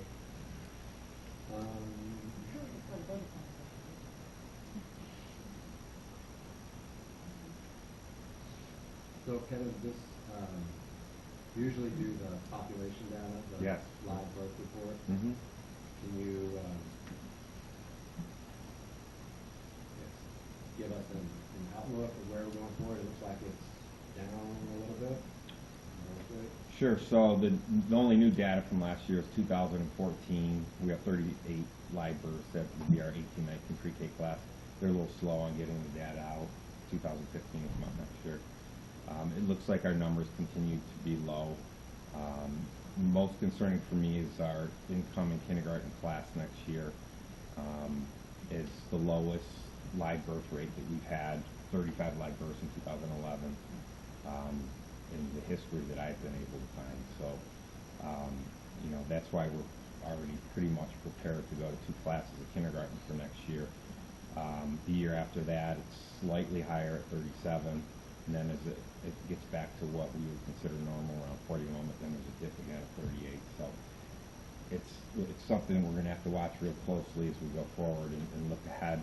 I like using this data because it helps you to make decisions and think about things that are down the road a little bit. The piece of data that really jumped, that I wasn't looking for, that just, I discovered it, serendipitously here, was this. We've lost 21 students from this time last year. We're 21 students less. That's about 5% of our population.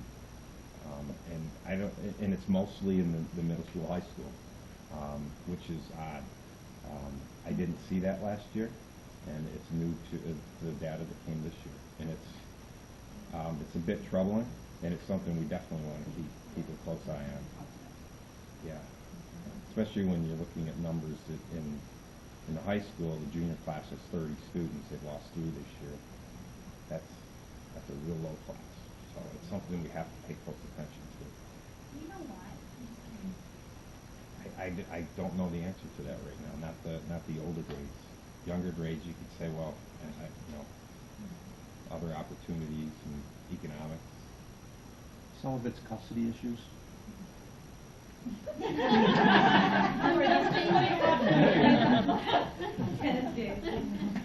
It's just, some of it's just relocation of families, so it's all over the place.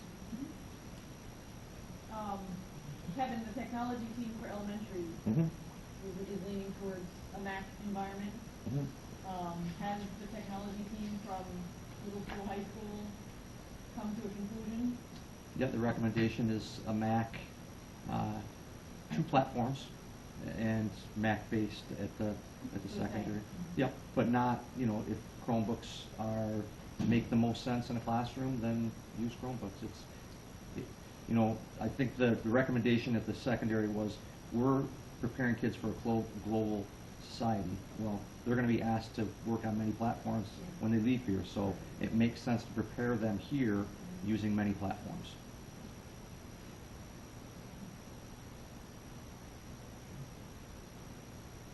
Other questions? Okay. Junior class trip. It was in the same section, so I'm going to ask. I haven't looked at the Zika. Is the police still Zika free? Yep. Okay. There we go.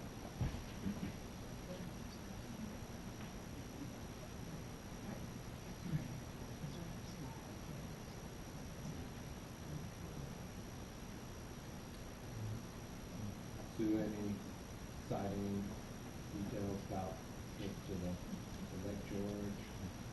It's the same trip they did last year, and it was nice because they decided to do it a few days before graduation. Last year's class really had a very good time, and they thought part of that was because it was just so close to graduation. It was like their last, whole thing, and so they agreed to do that as well. So we don't have to worry about classes or softball tournaments or baseball tournaments or whatever. Thank you.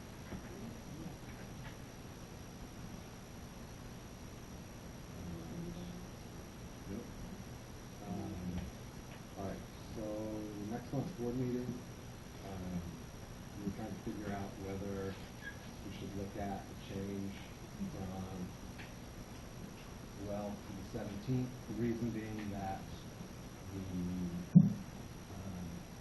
17th is the day of the election, and that we would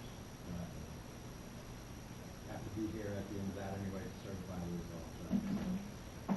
So what we usually do is we move the monthly meeting to that day, so we're already here.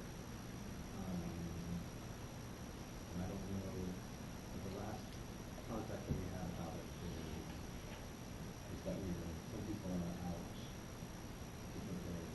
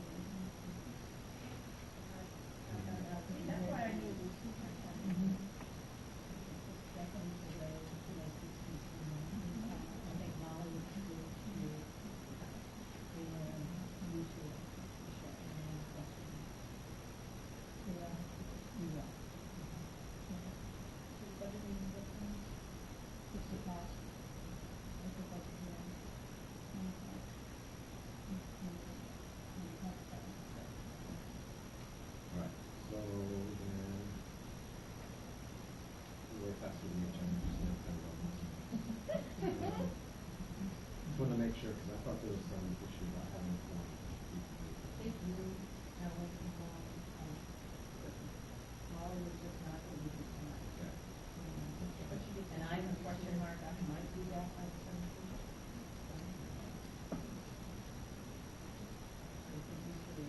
Oh, that's right. And the other issue is there's a concert as well, so I'm going to have that. So that's okay. So we don't need any official action other than to announce it. We can make the switch. We can move it to the 17th, so we won't conflict with the concert.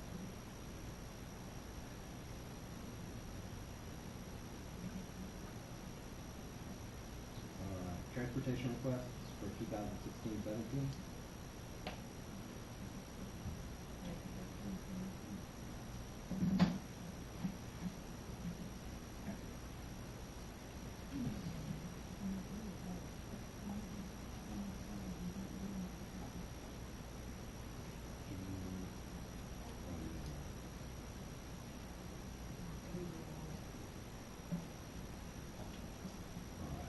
So you said that we didn't get as many as we usually do? No, we get one section of the one that I usually get to the set.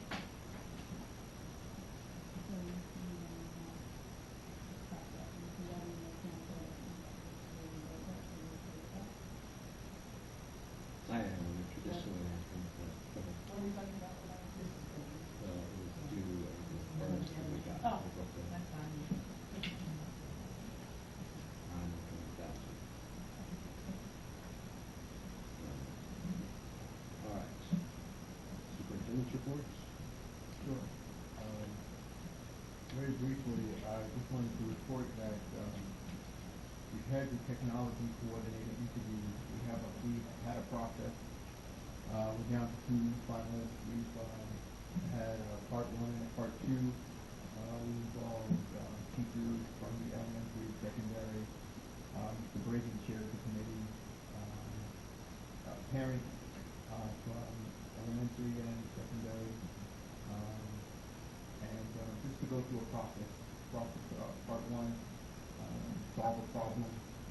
50 people showed up to a board meeting to share concerns about technology, how do you resolve it, and we came to present, no questions, just to see what the skill sets are. Second round, deeper interviews, more in depth. Went down to 2 finalists, we're doing a reference check, and we're at a good place. What we did, we also asked Mr. Hayes to work with the technology department at Colgate, which is another way of trying to share knowledge, share information, share resources. So that was a good process. So this is the feedback that I got. And now we'll come back, reaching that recommendation for the board meeting.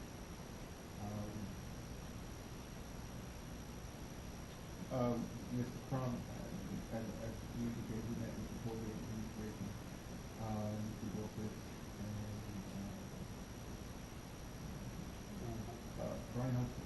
We met together to share what's going on with the district finances, with the district overall collaboration, and the different partnerships. So that meeting was well. Good, thank you. And so that's my report. One of the things that I want us to just put on our radar is, do we want to have a tuition policy that considers parents with multiple kids? That has come across my desk about twice. And the fact that it's at $5,500 is just not feasible financially for parents. So is that something we want to talk about in terms of if you have 1 kid and you're paying the scale, something I can work on, something we can discuss. We certainly have the room, and we want to keep whoever we have and people are willing to pay. But at this point, for a couple of families with multiple children, it's not sustainable. They just can't financially out of it. If it's something that you're interested in, I can put something together, and we can have a discussion about it. Yeah, no, I think I would be glad to look at it, especially in the past what we've looked at is how much does it cost to have a kid here, and is that, like, is it a seat that be unoccupied, and maybe that it's not as much of a financial impact, because maybe money comes in because of the state aid, but we've tried, the rate that we've set is because we've looked at a bunch of different factors and tried to equalize that, and that's what we're doing. I'm certainly open to all kinds of, any ideas, really. Okay, we have a couple here now, with kids here now, with a few kids and it's a challenge. What we've done in the past is grandfathered all of them in at the rate that it was when they started. So, And then we did like a percentage increase to those that can't,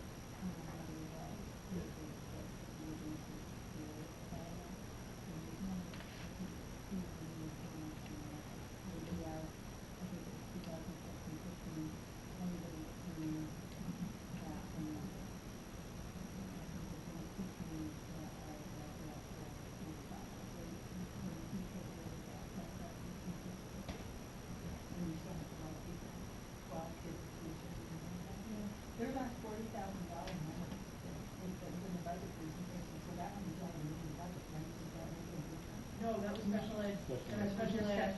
Yeah, that was special ed. Okay. You will be, that'll be one of the six that will be done that, and we're going to consider. Okay. I'll be in touch and we'll discuss it more.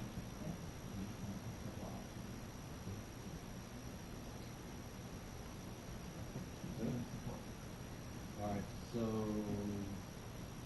memo came out about the opioid policy options. Yeah, State Education Department, obviously across New York State, the heroin and opioid drugs are a challenge and becoming a larger health challenge. So State Education Department gives school districts 3 options that are available for Board of Education to consider. Option 1, do not adopt a program of maintaining and administering opioid antagonists. Or option 2, so don't do anything. Option 2, authorize school registered nurse to administer opioid antagonists pursuant to a non-patient specific order issued by the school district or BOCES medical director. Or option 3, become an opioid overdose prevention program registered with the New York State Department of Health. And I'm just sharing that information as options. You don't have to do anything. Certainly not at this point or ever. But it's something that is, I think is appropriate to share with you and have a conversation. Do we know if the school nurse thinks about it? We do. I do. Okay. Go ahead. It seems like it's the most important. I attended a seminar, and it was actually sponsored by the Florida Law Firm. There were 2 folks that presented. One was from a legal perspective, and the other was more the liability and insurance side of things. And, the overwhelming majority of the school district presidents were felt pretty strongly that they would do nothing. I know I've had unofficial conversations with our school nurse, and the thought of it would make her nervous. That responsibility. Also, I believe with our local ambulance corps, I don't believe our police carries them, but our local, we do have a local ambulance corps that is relatively close by. So that's been the conversation to this point. Certainly, it's up to the district to decide. And so Mac does carry it. Our ALS providers can, advanced life support providers can administer it, and I'm pretty sure, 99% sure that the new program in place for BLS providers will be able to administer as well as soon as we get certified, which is what Mac is working on. So basically, whichever crew is on the ambulance at the time, ALS or BLS will be able to. I think this is a statewide rollout across all things. I mean, it's something that we don't have in the office, and it's rolling into our office too, about having medication, having it available, having it available.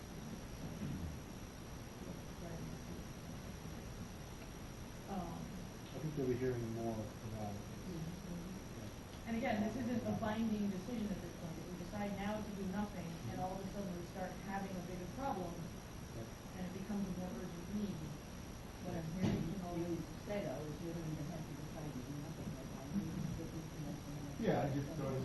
share with you. Do we know what the opioid overdose prevention program really is about? Do you know what that is? What does that mean to become one of those? No, I try to stay far away from it, just because the liability and it's a lot that comes with that. So I haven't even explored it. I just want to share it with you. If you come to explore it, I'll explore it. I may add something to my What was the legal liability opinion? I mean, what were the lawyers saying about the school's liability about having it or not having it? If it was administered incorrectly, you could have violence on your own, just like in the there's extensive training. I'm sure if they went to it, to administer it. I don't know the specifics, but it was more so the providers that were independent seemed to be very nice about it. But actually, going forward, I mean, I would rather look at prevention, figuring out what to do when somebody overdoses, figure out what works in terms of supporting kids to not get there in the first place. I'd be curious just to hear about what that program is. Naloxone is actually a very non-scary drug. It's really a very non-scary medicine. Give it to someone who doesn't need it enough now. Give it to someone dying from and that's why it's rolling out the way it is, because it's life-saving with very little risk. And so, but again, it's got to be about the comfort level and the need level. I mean, my sense is that there's not a huge need level in building that whole place, right? I mean, as far as we are seeing.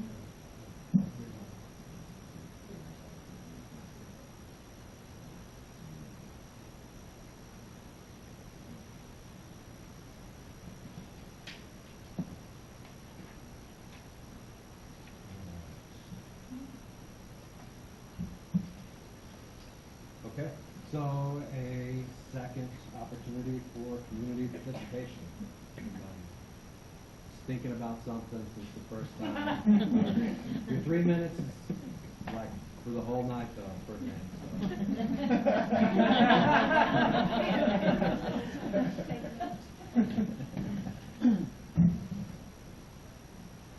Hi, Travis Winkle.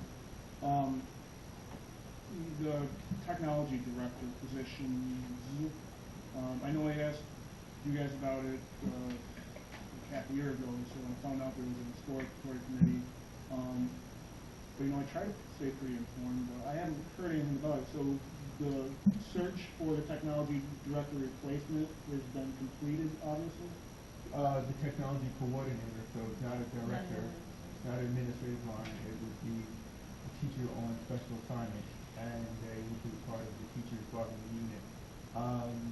Yes, we're down to 2 finalists. Okay. Yeah. So my concern at the time was my feeling that it shouldn't be an administrative position. Right. So it's not. That's correct. Okay. And it's one position? Yes. Well, And with support.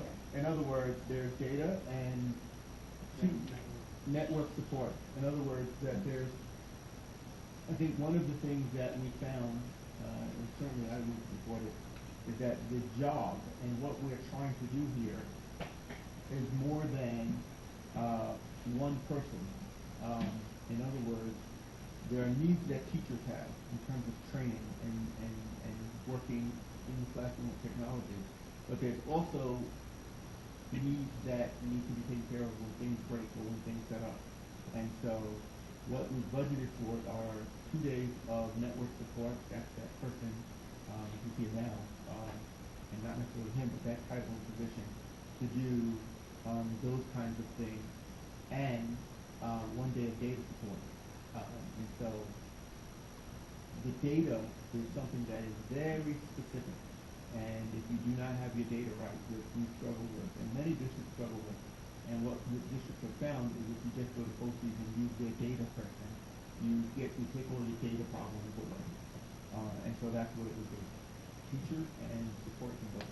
Okay, well, that's relieving that it's not administrative. I think, we talked about the times, if you will, that it's tough, I know, it's already shrunk a lot, but I think the district, for being one building with a diminishing student population, we're also a little administrative heavy. And we reduce the PPS director as well, because we recognize the need that it has to be a shared sacrifice, and everyone is being asked to do more with less. Okay, thank you. We did our data before. Did someone do our data before? The director of technology was handled the data. Mr. Roy then did our data before? The director of Never hired technology. somebody and he did our data too? Mr. Roy did? Yeah. Okay, I just want to make sure. Okay. I have a question. Okay. Nicole Newman, parent. If we wanted to pursue an art teacher full-time, like what would we do? Would we write a letter to the principal, how would we do this? And if, the community just swarms the board, the superintendent, how could we do that to make that happen? Like what would we need to do? I think what you said would be I mean, that's certainly what be we a do. start to get the ball rolling in terms of discussing the community's perceptions of like the need in that area or how things would be better from your experiences with your kids in the school. And you could direct that to the administrators ultimately would be making recommendations. If you want to share your concerns with us, though, certainly we'll hear them and read what you have to say. But I think that's a good start to the discussion. Is it a done deal? I mean, for this fiscal year? So it's the same as we have it. We've had it, so there's no change in the budget this year. That. Can I just interject? When you have concerns like that, and for anybody who hasn't been coming to meetings, my recommendation is, and I'm talking about all kinds of positions, start early. This is the end of a budget process, and you really, any of those concerns, you really want to voice your concerns early, because everything is, except for the vote that's left. I mean, there's been small tweaks, right, from last budget meeting to now, but it's really critical to any of those concerns, whether it's athletic, staffing, bring your concerns up early, and that could be, the fall, the summer, early. I regret not doing that, because I saw the hearings, I was concerned, it was terrible that.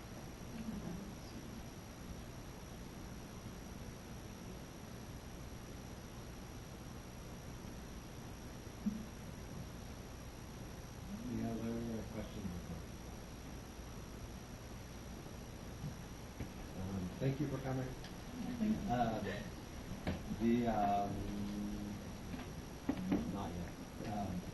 So Kate's coming up May 5th, Senior Citizens Breakfast, May 10th, budget hearing, 6 p.m., meet the candidates at 7 p.m., May 17th is the next regular meeting of the board at 6 p.m., right?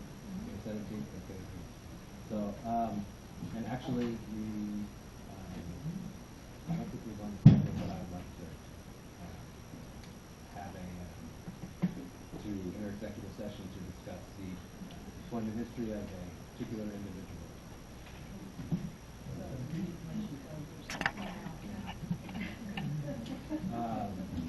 Motion please.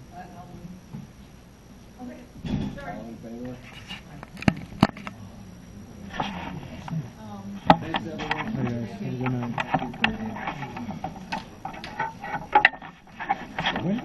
Why is it okay for pirates to steal?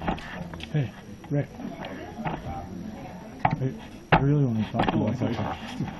No, I was about the hook pump, but no, I really, are you in a hurry to get out of here? No, just hear me out for 2 minutes. Yeah. I will what I think to be a good